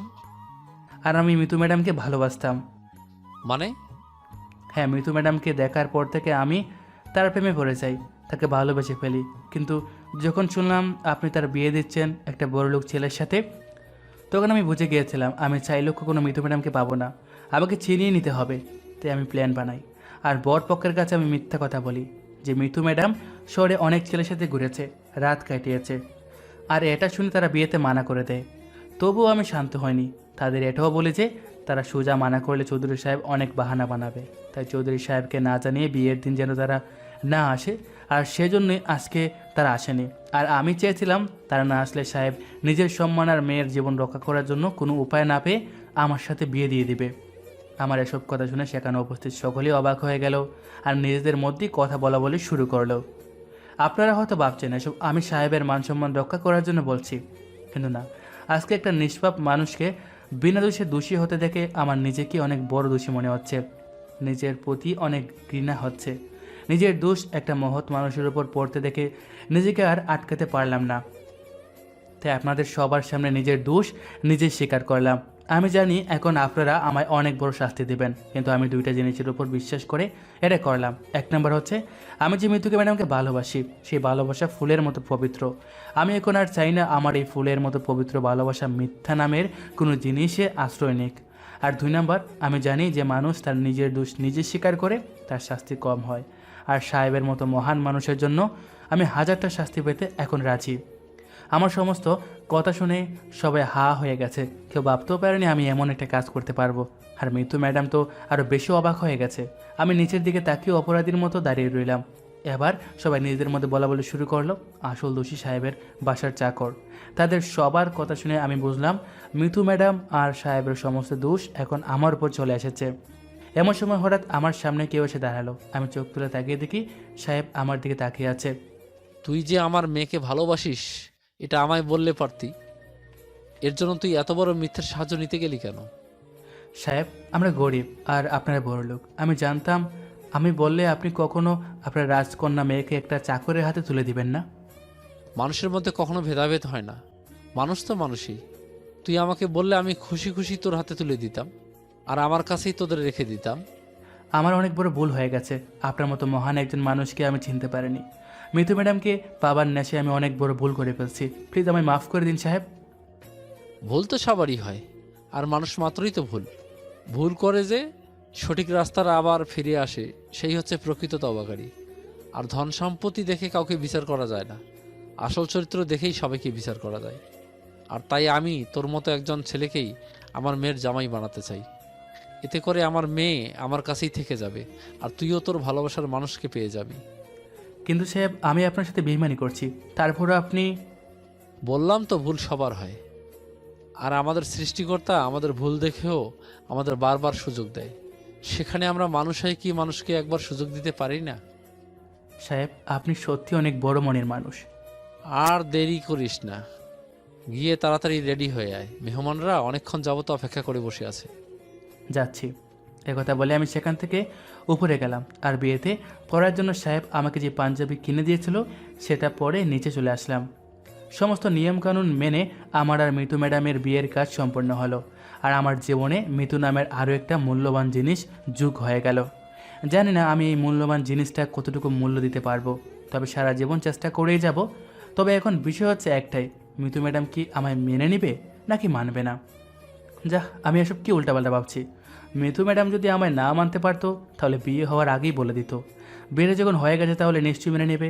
যাই, এবার আমার বাসর রাত। বিয়েটা হয়েছে মিতুর বাসায়, আর বাসর রাতটাও হবে মিতুর বাসায়। কারণ সবার সামনে যেহেতু সাহেব বলেছিল আমাদের তার কাছেই রাখবে, সেহেতু আজকের পর থেকে আমার বাসা এখানে। আর সেই সূত্রে আজ আমার আর মিতুর বাসর রাতটা এখানে অনুষ্ঠিত হবে। গ্রামে আমার তেমন কোনো বন্ধু ছিল না, শুধু দুজন বেস্ট ফ্রেন্ড ছিল, রকি আর সিয়াম। কিরে, তলে তলে এত দূর পৌঁছে গেছিস অথচ আমরা জানতেও পারিনি। এখন তো জানতে পারলি নাকি? তা মামা, খাওয়া দাওয়া করাচ্ছিস কবে? আজকেই তো খাইলি। আরে এটা তো বিয়ের খেলাম, কিন্তু তুই তোর বিয়ে উপলক্ষে ট্রিট দিবি। আমার শ্বশুর বাসায় যেটা খাইছিস ওইটাই শেষ, আর কোনো কিছু পাবি না। যা এখান থেকে। বাপরে মামা, বিড়াল মারার জন্য আর তস হচ্ছে না। আরে তেমন কিছু না। বড়লোকের রাজকন্যাকে তো বিয়ে করে নিলি, এবার তাকে সামলাতে পারবি তো? তোরা এখন যা তো। মামা, ভালো করে বিড়াল মালিস, কোনো রকম ভুল করিস না যেন। যাবি তোরা? যাচ্ছি যাচ্ছি। তারপর রকি আর সিয়াম চলে গেল। এবার আমি বাসর করে মানে মিতু ম্যাডামের গড়ের দিকে রওনা হলাম। আর এখন তো মিতু ম্যাডাম আমার বিয়ে করাবো। এখন কেন ম্যাডাম বলছি, আমি মনে মনে এসব ভাবছিলাম। তখন হঠাৎ করে সাহেব আমাকে ডাকলো। আমি তাড়াহুড়ো করে সাহেবের কাছে চলে গেলাম। হ্যাঁ সাহেব, বলেন। একটা কথা বল, সবার সামনে যা বললি সেগুলো কি সত্যি? বাদ দেন না, যা হবার তা তো হয়ে গেছে। না, তুই আমাকে সব সত্যিটা বল। সাহেব, আমি দুনিয়ার সব মানুষের কাছে অপরাধী হয়ে থাকতে পারবো, কিন্তু আপনার কাছে আমি অপরাধী হয়ে কখনো থাকতে পারবো না। কারণ বাবা মারা যাবার পর আমি আপনাকে আমার বাবার মতো ভালোবেসেছি, সম্মান করেছি। তাহলে বল। আমি আপনার সম্মান বাঁচানোর জন্য এসব কিছু বানিয়ে বলছি, যাতে মিতু ম্যাডামের উপর থেকে সব দোষ আমার উপর পড়ে। কিন্তু তুই এটা কেন করলি? সাহেব, আপনি এই এলাকার একটা নামধন্য ব্যক্তি। আপনার মেয়ের উপর এমন দোষ পড়লে আপনার সহ আপনার মেয়েরও মান সম্মানে আঘাত লাগবে। কিন্তু সাহেব, আমরা গরিব, আমাদের আগে পিছিয়ে কিচ্ছু নেই। একথা শুনে সাহেব আমার জড়িয়ে ধরল আর কান্নামাখা নরম সুরে বলল, আমার মেয়ে হয়ে আমার মান সম্মানের কথা একবারও ভাবিনি, আর তুই আমার মান সম্মানের কথা ভেবে নিজের জীবনটাই নষ্ট করলি। তুই আজ থেকে আমার ছেলে। জীবন নষ্ট করার কি আছে সাহেব? বিয়ে তো একদিন করতেই হতো। আমার তো এটা অনেক বড় ভাগ্য যে চৌধুরী বাড়ির জামাই হতে পারছি। যা, এবার বাসর ঘরে যা। জি। তারপর সাহেবের কাছ থেকে বিদায় নিয়ে আমি রুমের দরজার সামনে দাঁড়িয়ে পড়লাম। একবার ভাবছি ভিতরে যাব, আরেকবার ভাবছি যাব না। এত চিন্তা ভাবনা পিছনে রেখে দরজায় ধাক্কা মেরে দিলাম। ধাক্কা দেওয়ার সাথে সাথে দরজা খুলে গেল। আমি ডান পা এগিয়ে দিয়ে রুমে প্রবেশ করলাম। চোখ খুলে আমি খাট খুঁজতে লাগলাম। কারণ বড় লোকদের বাড়িতে ঘরগুলো বড় বড় হয় আর খাট কোথায় থাকে তার ঠিক নেই। ঘরের চারদিকে নজর দিতে দেখলাম একপাশে কাঠ আর খাটের উপর হিয়া বড় ঘুমটা টেনে বসে মিথু ম্যাডাম টুকু মিথু। এটা দেখে আমার মনের মধ্যে একটা একটা করে 3টা লাড্ডু ফুটতে শুরু করলো। আমি দরজাটা আস্তে লাগিয়ে কাঠের পাশে গিয়ে দাঁড়িয়ে পড়লাম। আমি খাটের উপর মিতুর পাশে বসতে যাব এমন সময় মিতু তার মুখের উপর থেকে ঘুমটা সরিয়ে একটা ধমক দিয়ে বলে উঠল, খবরদার আমার কাছে আসার চেষ্টাও করবি না। কথাটা শুনে আমার মনের 3 নম্বর লাড্ডু ফুটুস করে ফেটে গেল। বুঝে গেলাম বউ থেকেও আমায় সিঙ্গেল থাকতে হবে। তুমি কি এই বিয়েতে রাজি নও? চুপ কর, চাকরের ছেলে চাকর। তুই আমায় তুমি করে বলার সাহস কোথায় পেলি? সাহস তো এমনিতেই চলে আসলো, কারণ এখন আমি তোমার খাতা কলমের স্বামী। Shut up. নিজের জায়গাটা একবার দেখ আর আমার জায়গাটা একবার দেখ। তুই এই বাসার চাকর আর আমি এই বাসার মালিক, সো নিজের লিমিটে থাক। ও হ্যাঁ, আমি তো বলেই গেছিলাম যে আমি এই বাসার একজন সাধারণ চাকর মাত্র। এই তো ঠিকই বুঝতে পেরেছিস। এখন চুপচাপ এই ঘর থেকে বের হয়ে যা আর চাকর চাকরের মতো হয়ে থাক, যা। দেখুন, আমি আপনার আর সাহেবের জন্য সবার সামনে অনেক বড় মিথ্যা বলেছি। এখন আপনাদের সম্মান রক্ষা করতে আমার সাথে থাকতেই হবে। ও হ্যালো, তুই সবার সামনে গিয়ে একটা বিশাল কাহিনী বলেই নিজেকে এত মহান ভাবিস না, কারণ তোর এই কাজে আমার কোনো উপকার হবে না। কেননা এই সমস্ত প্ল্যান তো আমার নিজেরই ছিল। কি কি বলছেন এসব? হ্যাঁ, আমি নিজে আমার নামে মিথ্যা অপবাদ ছড়িয়ে সমস্ত নিয়ম ভঙ্গ করে সবার সামনে নিষ্পাপ হয়ে বসেছিলাম। আপনি এমনটা কেন করলেন? আপনি কি জানেন এটা সাহেব জানতে পারলে কতটা কষ্ট পাবে? তাতে আমার কিছু যায় আসে না। যেই বাবা নিজের মেয়ের স্বাধীনতা বুঝে না, সেই বাবার কোনো দরকার নেই আমার। রাস্তায় রাস্তায় অচেনা ছেলেদের সাথে হাত ধরে ঘুরে বেড়ানোই কি আপনার স্বাধীনতা? রাতের পর রাত একটা অচেনা ছেলের সাথে রাত কাটানোই কি আপনার স্বাধীনতা? নিজের ইজ্জত সম্মান অন্যের কাছে বিলিয়ে দেওয়াই কি আপনার স্বাধীনতা? চাকরের ছেলে চাকর, তুই এসবের কি বুঝবি? তুই তো একটা ফকিরের ছেলে। হ্যাঁ, আমি ফকিরের ছেলে, কিন্তু সম্মান আপনার মতো মেয়ের থেকে বেশি আছে। চুপ, একদম চুপ, বেশি কথা বলবি না। আপনি নিজের বাবার সাথে তো বেইমানি করতে পারলেন। হ্যাঁ পারলাম। নিজের ভালোবাসাকে পাওয়ার জন্য আমি সব কিছু করতে পারি। ভালোবাসা? কিসের ভালোবাসা? রকি, রকি আমার ভালোবাসা। সেই রকি যার নামে 3টা ধর্ষণের কেস ছিল এবং 5টা মেয়ের সাথে শারীরিক সম্পর্ক জড়িয়ে আছে, এখন বড় লোকের মেয়ে পেয়ে আপনাকে বোলাচ্ছে। চুপ, তোর সাহস কি করে হয় আমার রকিকে নিয়ে বাজে কথা বলার? বাজা নয় ম্যাডাম, যা সত্যি তাই বলছি। তোকে বলতে হবে না। রকি নতুন করে বিজনেস শুরু করবে আর তারপর আমাকে বিয়ে করবে। তাহলে এই বিয়ে কেন করলেন? আমি প্ল্যান করে বরপক্ষের কাছে আমার বন্ধুদের পাঠিয়ে আমার নামে মিথ্যা অপবাদের কথা বলে দেই, যাতে তারা আমাকে বিয়ে করতে না আসে। তারপর আমাকে আর কেউ বিয়ে করতে আসবে না, আর আমি সময় হলে রকিকে বিয়ে করতে পারবো। কিন্তু মাঝখানে তুই এসে একটা মিথ্যে অভিনয় করে আমার প্ল্যানে পানি দিয়ে দিলি। আমি সাহেবের সম্মান রক্ষা করেছি। আমি ভাবতেও পারছি না আমার বাসার চাকর আমার স্বামী হবে। ছি, গা থেকে কি দুর্গন্ধ বের হচ্ছে। দূরে গিয়ে দাঁড়া। দেখুন ম্যাডাম, যাই হোক, এখন আমি আপনার স্বামী। একদম স্বামী হতে আসবি না। তুই ভুলে যাস না তুই আমার চাকর। কালকে তুই আমার ডিভোর্স দিবি। ম্যাডাম, এটা কোনো পুতুল খেলা নয় যে মন চাইলে খেললাম আর না চাইলে খেললাম না। ডিভোর্সের পেপার আসতে কমপক্ষে 6 মাস অপেক্ষা করতে হবে। উফ, এতদিন আমি তোকে স্বামী মানবো? কখনোই না। দেখুন, আমি গরিব হতে পারি, কিন্তু জোর করে কোনো জিনিস নেই না, বিশেষ করে ভালোবাসা তো কখনই না। তাহলে আজকে থেকে তুই আলাদা আর আমি আলাদা।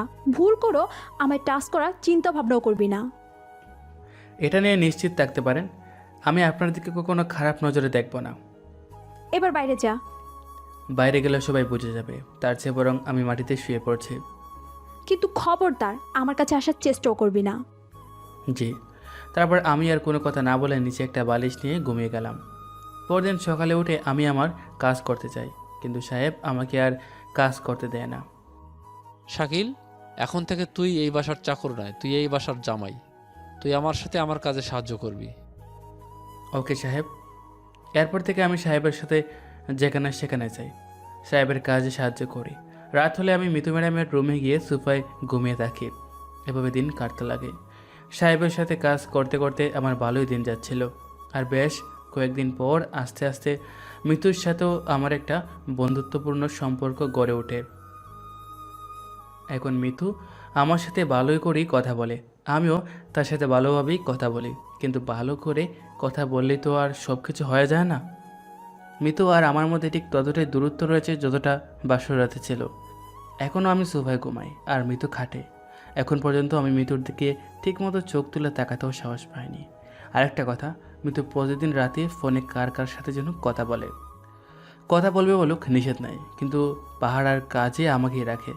ফোনে রোমান্টিক কথা বলে আর আমি তার স্বামী হয়ে দাঁড়িয়ে থেকে নিশ্চুপ শুনে চাই। কতটা দুর্ভাগ্য হলে নিজের বিয়ে করা বউয়ের প্রেমালাপ শুনতে হয়, কিন্তু কোনো কথা বলার মতো সাহস দেখে না।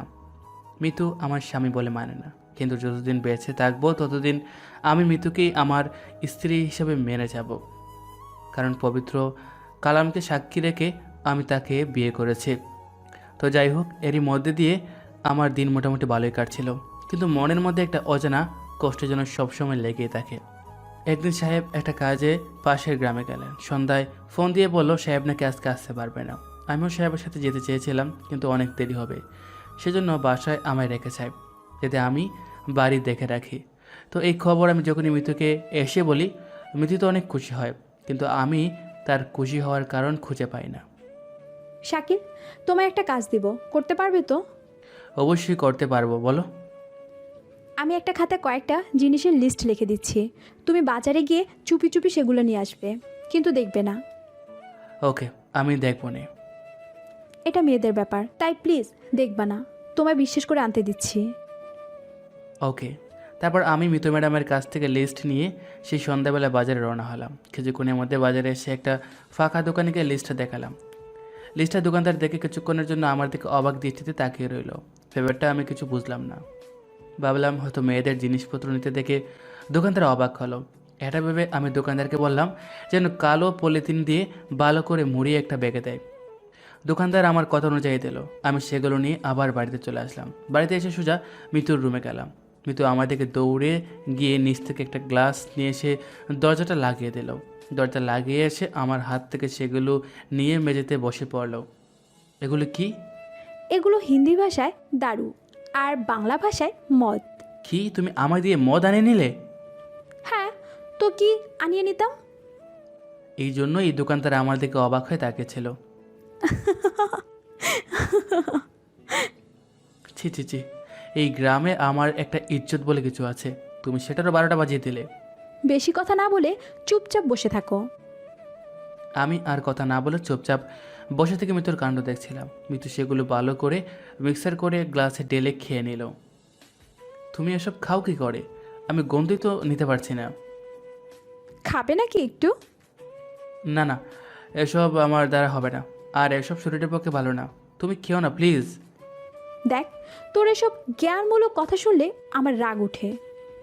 শরীর তোমার খারাপ হয়ে যাবে তো, এগুলো ভালো না। একবার খেয়ে দেখ কত স্বাদ। নে নে, একবার খা, নে। না না, আমি খাবো না। আরে একবার খা, একবার খেলে কিচ্ছু হবে না। আমি যতবারই মানা করছি মিতু ততবারই জেদ করছে। তার জেদ আমার অনেক পছন্দের জিনিস। তার জেদ দেখে আমি আর ঠিক থাকতে পারি না। অবশেষে তার জেদের কাছে আমি নত স্বীকার করলাম আর মিতুর হাত থেকে গ্লাস নিয়ে চোখ বন্ধ করে পুরো গ্লাস খালি করে দিলাম। গলা দিয়ে নামতেই যেন এক প্রকার অশান্তি ভাব পেলাম। চোখ দুটা বন্ধ করে টিপে গিলে ফেললাম।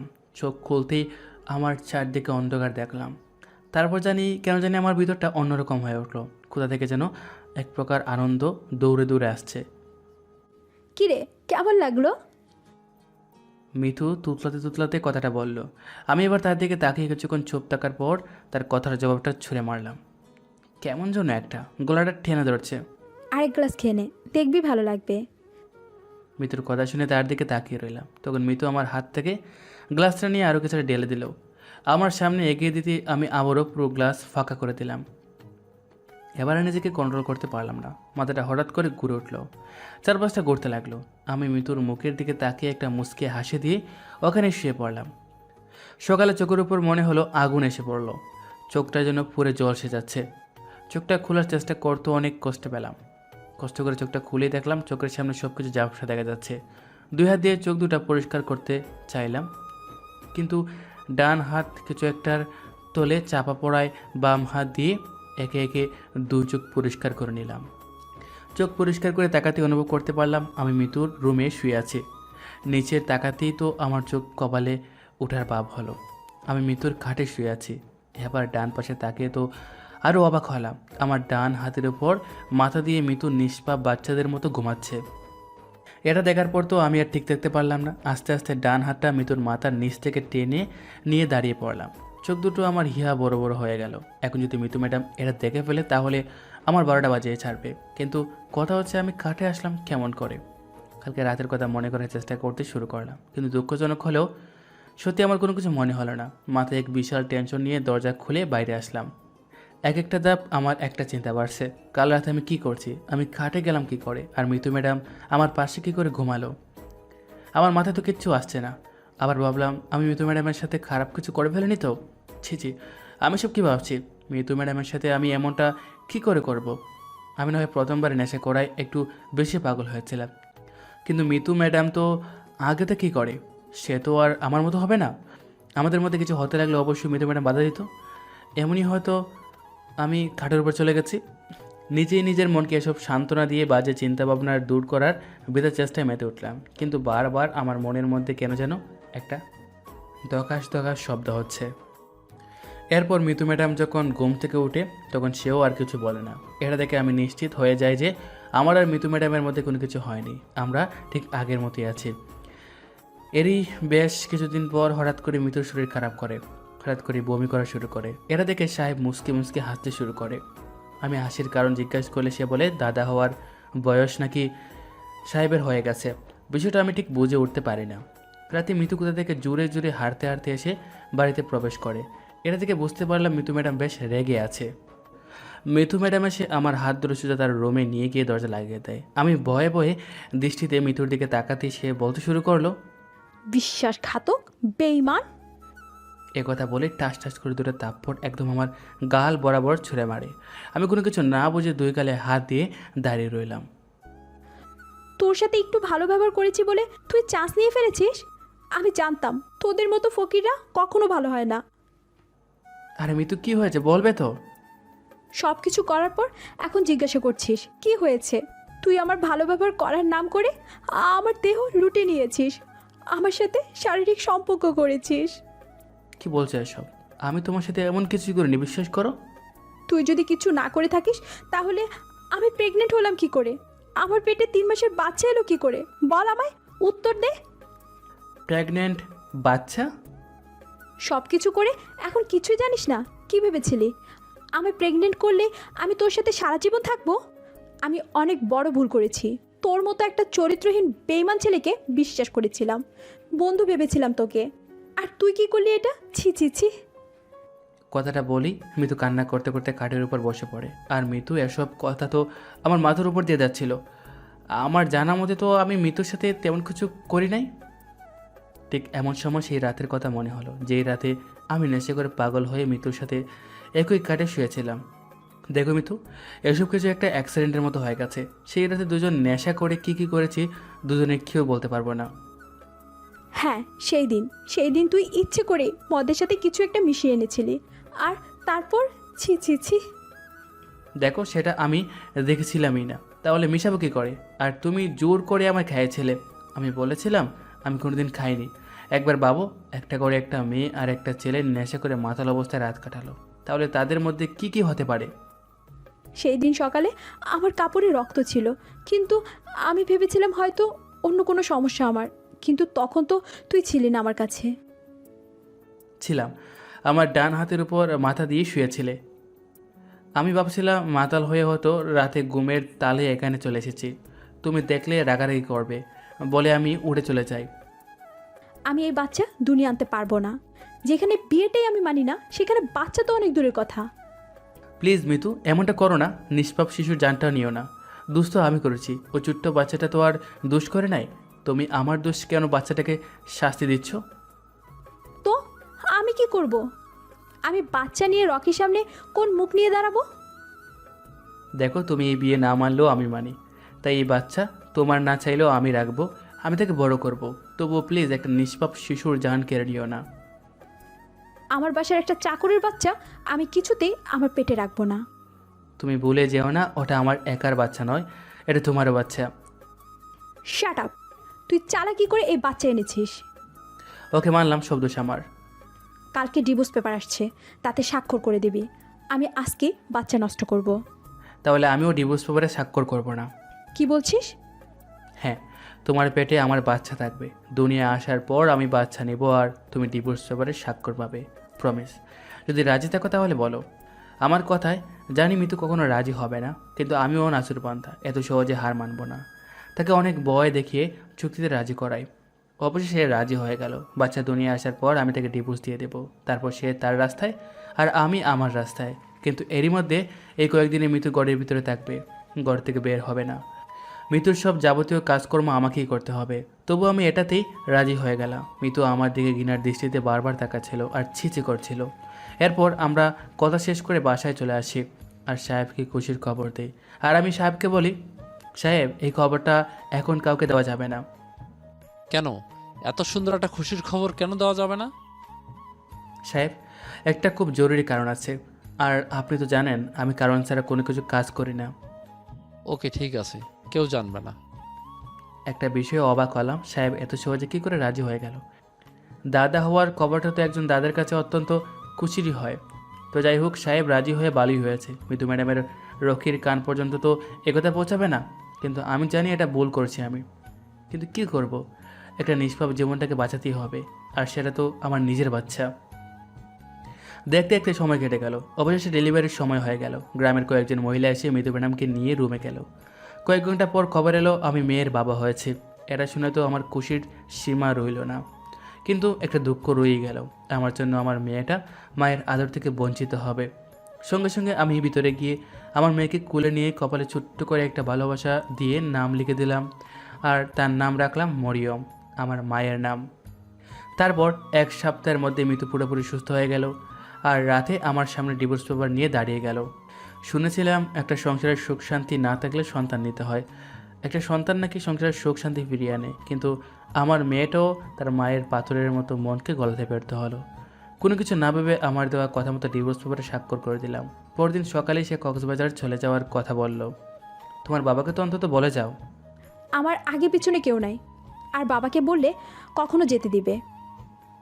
যেতেই হবে কি? এত কিছুর পরও তুমি একই প্রশ্ন জিজ্ঞাসা করছো? আমাদের ছোট্ট মেয়ের মুখের দিকে তাকেও কি তোমার চলে যেতে মন চাচ্ছে? দেখো শাকিল, তুমি চুক্তি করেছিলে বলে আমি এই বাচ্চাকে এতদিন পেটে নিয়েছিলাম। এটা শুরু আমার জন্যই করছি। এখন এই বাচ্চাটা আমার নয়, এর সাথে আমার কোনো সম্পর্ক নেই। আচ্ছা তাহলে যাও। জানি আমি আটকালেও সে থাকবে না, তাই বিয়ের চেষ্টা করলাম না আর। পরদিন সকালে মিতু কক্সবাজার বেরিয়ে চলে গেল। আমি এই এক সপ্তাহ বয়সের বাচ্চাকে নিয়ে কোথায় যাব, কী করব, কিচ্ছু বুঝে উঠতে পারলাম না। মিতুকে বিয়ে করার কারণে আমি এই বাসায় আশ্রয় ছিলাম, এখন তো সেই সম্পর্কও নেই। মরিয়মকে কুলে নিয়ে আমি বেরিয়ে চলে আসছিলাম, তখন সাহেব আমার সামনে এসে দাঁড়িয়ে গেল। আমি সাহেবকে দেখে অবাক হলাম। মিতুকে দেখে ফেললো না তো? সাহেব আপনি? মিতুকে আমি আটকাইনি। যেই মা তার নিজের সন্তানের কথা একবারও চিন্তা করলো না, সে কখনো মানুষ হতে পারে না। আপনি এসব? যেই তুমি জানতে পারছো মিতুর পেটে বাচ্চা, সেই দিন আমিও দরজার পাশে দাঁড়িয়ে জানতে পারি, এমনকি আমার মেয়ের সমস্ত কাজকর্মের কথাও জানতে পারি। সেজন্যই আমি খবরটা কাউকে জানাইনি। সাহেব, এতে মিতু ম্যাডামের কোনো দোষ নেই, সব দোষ আমার। আমি জোর করে এসব করছি। শাকিল, আমিও একজন বাবা, তাই বলছি মরিয়ম দাদু আমার কাছেই থাক। না সাহেব, আমি আর আমার মেয়ে আপনার কাছে থাকলে আপনার আর মিতু ম্যাডামের সম্মানে আঘাত লাগতে পারে, তাই আমি আমার মেয়েকে আমার নতুন এক পরিচয় বড় করব। আমি তোমায় আটকাবো না, কারণ তোমার জীবনটা আমি নষ্ট করছি। শুধু আমি এটুকুই করব, 1 মিনিট অপেক্ষা করো। একথা বলে সাহেব তার রুমে গিয়ে কিছু একটা নিয়ে আবার বাইরে চলে আসে। আমি অনেক আগেই ওয়াদা করেছিলাম আমার মেয়ের জামাইকে আমি এই উপহারটুকু তুলে দেব সেই দিন, যেদিন আমি দাদু হব। এটা কি? এখানে 10 বিঘা জমির দলিল রয়েছে, যেগুলো আমার অনেক কষ্টের ইনকাম। আমি এগুলো নিতে পারবো না সাহেব, আমায় মাফ করবেন। তোমার মেয়ের জন্য হলেও নাও, আমার দাদু ভাইয়ের ভবিষ্যতের জন্য হলেও নাও প্লিজ। আমি নিব না, কিন্তু সাহেব না দিয়ে ছাড়বে না। অনেক জোর করলো নেওয়ার জন্য। আমি ভাবলাম আমার মেয়েকে বড় করতে আমার কোনো এক দ্বারা লাগতে হবে, নয়তো আমার মেয়েকে আমি বড় করতে পারবো না। আমি টাকার জন্য যত কষ্ট পেয়েছি, টাকার অভাবে পড়াশোনা হারিয়েছি, সেই কষ্ট আমি আমার মেয়েকে পেতে দিব না। সেই কারণে সাহেবের দেওয়া উপহার নিয়ে আমি সেখান থেকে বেরিয়ে পড়ি। গ্রাম থেকে বেরিয়ে এসে সাহেবের দেওয়া জমির কিছুটা অংশ বিক্রি করে চলে আসি ঢাকায়। ছোট্ট মরিয়মকে আমি ফিল্টার খাইয়ে খাইয়ে বড় করি। প্রথম কয়েকদিন কান্না করে। আমি রাত দিন সমান করে মরিয়মের যত্ন নিতে শুরু করি। রাতে না ঘুমিয়ে মরিয়মের পাশে বসে থাকি। আস্তে আস্তে মরিয়ম বড় হতে শুরু করে। আমি মরিয়মকে বলি তার মা মারা গেছে আর ওই আকাশের তারা হয়ে আছে। তারপর এক সময় সাহেবের দেওয়া সম্পত্তিগুলো বিক্রি করে আমি একটা বিজনেস শুরু করি, আর আস্তে আস্তে সেটা এগিয়ে নিতে শুরু করি। বিজনেস শুরু করার কারণ ছিল রকি আর মিতু, কারণ শহরে এসে আমি রকির বিষয়ে সমস্ত খবর জানতে পারি। তখন আমি ঠিক করে নিই আমি মিতুকে রাস্তার ভিখারি বানাবো। তারপর থেকে শুরু হয় আমার লড়াই। অনেক কষ্ট, অনেক ব্যথাকে উপেক্ষা করে হলেও আমি ব্যবসাটাকে এগিয়ে নিয়ে গিয়েছি। আর আজ সেই শাকিল শহরের বড় কোম্পানি জনতা গ্রুপ অফ কোম্পানির মালিক। বর্তমান গাড়ি হঠাৎ করে দাঁড়িয়ে গেল। সামনে তাকাতে দেখি আমার অফিসে এসে গেছি। আমি রিয়ার দিকে তাকিয়ে দেখি রিয়ার চোখে পানি। কী লাভ বলো তো, যা হয়ে গেছে সেসব ভেবে কষ্ট পাওয়ার? একজন মা হয়েও এমনটা করতে পারলো? পৃথিবীতে টাকাই সব কিছু। যার কাছে টাকা নেই তার কাছে কিচ্ছু নেই। একটা নিষ্পাপ শিশুও টাকার কাছে হার মানছিল। ঠিক হয়েছে, মিতুর সাথে আরো খারাপ কিছু হওয়ার উচিত ছিল। এবার নামবে নাকি এভাবেই বসে থাকবে? অফিসে চলে আসছি। আচ্ছা, নামছি। এরপর আমরা অফিসে চলে গেলাম। অফিসে কাজের মধ্যে আবার ব্যস্ত হয়ে পড়লাম। কেটে গেল আরও 2 দিন। 2 দিন পর আমি অফিসে বসে কাজ করছিলাম, তখন আমার ফোনটা বেজে ওঠে। কল রিসিভ করতে অফিস থেকে বলে, হ্যালো, আমি সিয়াম বলছি। হ্যাঁ সিয়াম বলো। আপনি মিতু ম্যাডামের উপর নজর রাখতে বলছিলেন? হ্যাঁ বলছিলাম। মিতু এখন কোথায়? মিতু তো রাস্তার পাশে আজ 2 দিন হচ্ছে শুয়ে থাকছে। আপনার কথা মতো আমি কালকে কিছু খাবার কিনে দিয়েছিলাম, কিন্তু আজকে ম্যাডামের অবস্থা খুব খারাপ। কেন, কি হয়েছে? মনে হচ্ছে ম্যাডাম অনেক অসুস্থ, মুখ দিয়ে রক্ত বের হচ্ছে। সকাল থেকে নড়াচড়া কিচ্ছু করে নাই। তুমি দেখো, আমি আসতেছি। Okay sir. তারপর আমি রিয়াকে নিয়ে সিয়ামের কাছে পৌঁছে গেলাম। এসে দেখি সত্যি সত্যি মিতুর অবস্থা অনেক খারাপ। রাস্তার পাশে মাটিতে শুয়ে আছে। কালো ময়লা ধরে একটা বোরকা পরে আছে। চোখগুলো কালো হয়ে গেছে, ঠোঁটগুলো সাদা হয়ে গেছে। আমি কি মিতুর পাশে বসলাম। মিতু, এই মিতু। মিতু শুধু হাতটা একটু নাড়ালো। আমি বুঝলাম মিতুর জ্ঞান আছে, কিন্তু না খেয়ে থাকার জন্য হয়তো অসুস্থ হয়ে গেছে। মিতুকে নিয়ে সোজা শহরের সবথেকে বড় হাসপাতালে গেলাম। ডাক্তার তাকে নিয়ে ভিতরে গেল। কয়েকজন নার্স মিলে তার কাপড় চেঞ্জ করে দিল। 20 মিনিট পর ডাক্তার বেরিয়ে আসলো। আমি ডাক্তারকে জিজ্ঞেস করলাম মিতুর কি হয়েছে। তখন ডাক্তার বলল মিতুর নাকি অনেক সমস্যা, শরীর অনেক দুর্বল হয়ে পড়েছে, ব্লাড ক্যান্সার দেখা দিয়েছে, এছাড়াও আরও অনেক কিছু। আমি ডাক্তারের হাতে ধরে বললাম যে করেই হোক আমার মিতুকে বাঁচান। ডাক্তার শুধু বলল তারা নাকি যথেষ্ট চেষ্টা করবে। এটা শুনে তো আমার বুকটা কেঁপে উঠলো। নিজেকে অনেক অপরাধী মনে হলো। ভাইয়া, নিজেকে সামলাও, মিতু অপুর কিচ্ছু হবে না। মরিয়মকে ছোটো থেকেই মায়ের জন্য কান্না করতে দেখেছি, কষ্ট পেতে দেখেছি, মিতুর বাবাকে কষ্ট পেতে দেখেছি। এসব দেখে আমার মনের মধ্যে মিতুর প্রতি অনেক ঘৃণা জন্মে যায়। প্রতিশোধের আগুন জ্বলে ওঠে, আর সেই প্রতিশোধ নিতে গিয়ে আমি তার জীবনটাই নিতে বসেছি। এতে তোমার কোনো দোষ নেই ভাইয়া। মিতু আপু তার অপরাধের শাস্তি পেয়েছে। আপুর কিচ্ছু হবে না। তোমার আর মরিয়মের ভালোবাসা মিতু আপুকে বাঁচিয়ে তুলবে, দেখে নিও। মিতু ওই দিন চিঠি দিয়ে আমায় বলেছিল সে নাকি এসব মানতে পারছে না। আমি যদি সেদিন গিয়ে তাকে নিয়ে আসতাম তাহলে ওই জানোয়ারগুলো আর আমার মিতুর উপর অত্যাচার করতে পারতো না। প্লিজ ভাইয়া, ভেঙে পড়ো না। তুমি ভাবে ভেঙে পড়লে তোমার মেয়ের কি হবে বলো? তার জন্য হলেও নিজেকে সামলাও, মিতু আপুর কিচ্ছু হবে না। হ্যাঁ, আমি নিজেকে সামলাবো, কঠিন হব। যতদিন না মিতু সুস্থ হচ্ছে ততদিন আমি মরিয়মকে কিচ্ছু বলবো না, কারণ আমি চাই না মরিয়ম তার মাকে ফিরে পেয়ে আবার হারিয়ে ফেলুক। হ্যাঁ, এটাই ভালো হবে। তারপর আমরা অফিসে চলে আসি। এভাবে কয়েকটা দিন কেটে গেল। মিতুর সমস্ত অপারেশন করা হয়ে গেছে। ডাক্তার বলেছে মিতু নাকি এখন সেফ। আজকে সকালে তার জ্ঞান ফিরবে, তাই আমি মরিয়মকে সাথে নিয়ে আমি আর রিয়া হাসপাতালে চলে আসলাম। বাবা, তোমার শরীর কি ঠিক আছে? হ্যাঁ আম্মু, আমার শরীর একদম ঠিক। তাহলে আমরা হাসপাতালে আসলাম কেন? তোমায় একটা সারপ্রাইজ দিব বলে। সারপ্রাইজ? হ্যাঁ, চোখ বন্ধ করে তো আম্মু। ওকে। তারপর আমি মরিয়মকে নিয়ে মিতুর রুমে আসলাম। দরজায় দাঁড়িয়ে দেখি মিতু ঘুমিয়ে আছে। চোখ খোলো। আম্মু, আমার আম্মু এটা? একথা বলে মরিয়ম দৌড়ে মিতুর কাছে চলে গেল। আর এমন সময় মিতু চোখ করলো, পাশে দেখাতেই মরিয়মকে দেখতে পায়। আম্মু, তুমি আমার আম্মু? মরিয়ম, হ্যাঁ আম্মু, আমি মরিয়ম। আমার মেয়ে, আমার কলিজা, আমার জীবন। কথা বলতে বলতে মিতুর চোখ দিয়ে অজুরে অস্ত্র বয়ে যাচ্ছে। মিতু অনেক কষ্ট করে উঠে বসে মরিয়মকে তার বুকের ভিতর লুকিয়ে নেয়। হ্যাঁ আম্মু, আমি তোমার সেই হতভাগ্য মা, আমি তোমার মা। কিন্তু আম্মু, তুমি আমায় চিনতে পারলে কি করে? বাবার পানি ব্যাগে তোমার ফটো দেখেছি। জানো আম্মু, বাবা প্রতিদিন সকালে ঘুম থেকে উঠে তোমার ফটো দেখে, কখনো কখনো তো কান্নাও করে। আই এম সরি আম্মু, আমি তোমাদের অনেক কষ্ট দিয়েছি, তুমি আমায় ক্ষমা করে দাও মা। বাবা বলেছিল তুমি নাকি তারা হয়ে গেছো। আমি প্রতিদিন আল্লাহকে বলতাম যেন আমার আম্মুকে ফিরিয়ে দেয়। আমি এসে গেছি সোনামণি, আমি এসে গেছি। মিতু, তুমি এখন অসুস্থ, তাই এত উত্তেজনা করা ঠিক হবে না। এত বছর পর আমি আমার মেয়েকে আমার বুকে পেয়েছি। এখন আমি খুশি খুশি মরে যেতেও রাজি আছি। পাগলামো করো না মরিয়ম, তোমার আম্মুকে রেস্ট নিতে দাও। আম্মু, তুমি রেস্ট নাও। তোমার মুখে আম্মু ডাক শোনার জন্য আমি অনেক কেঁদেছি। তোমার বুকে পাবার জন্য আমি অনেক দোয়া করেছি, কিন্তু পাপির দোয়া আল্লাহ কবুল করেছেন। মিতু, রেস্ট নাও। আম্মু তুমি রেস্ট নাও, নয়তো আবার তারা হয়ে যাবে।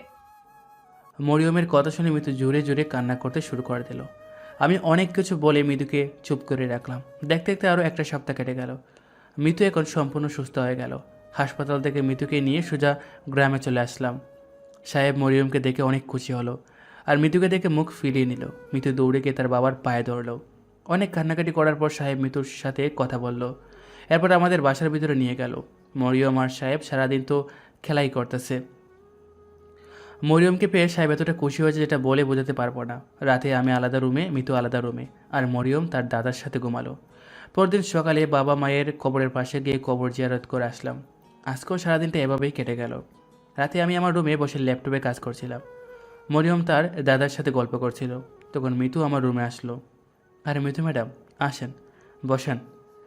তুমি কি খুব বিজি? ততটাও না, কিছু বলবা নাকি? শাকিল, আমি জানি আমি তোমার যোগ্য নই, আর তুমি আমার স্ত্রী হিসেবে আর মানবে না, এতে আমার কষ্ট নেই। কিন্তু আমি তোমার কাছে একটা অনুরোধ করছি, তুমি মরিয়মের কাছ থেকে আমায় দূর করিও না। তোমার স্ত্রী হিসেবে না পারলেও তুমি মরিয়মের মা হিসেবে মিতুর কাছে রাখো প্লিজ। আমি বাকি জীবনটা মিতুর মা হয়ে কাটাতে চাই। বিশ্বাস করো, আমি কখনো তোমার কাছে স্ত্রীর অধিকার চাইতে যাব না। অন্তত কাজের লোক হিসেবে রেখো, তোমার পায়ে পড়ি আমি। যাকে ভালোবাসা যায় তাকে কখনো পর করা যায় না। তুমি আমায় ভালো না বাসলেও আমি তোমায় বিয়ের দিন থেকে ভালোবাসি। কিন্তু তোমায় দেওয়ার মতো আমার কাছে কোনো কিছুই নেই।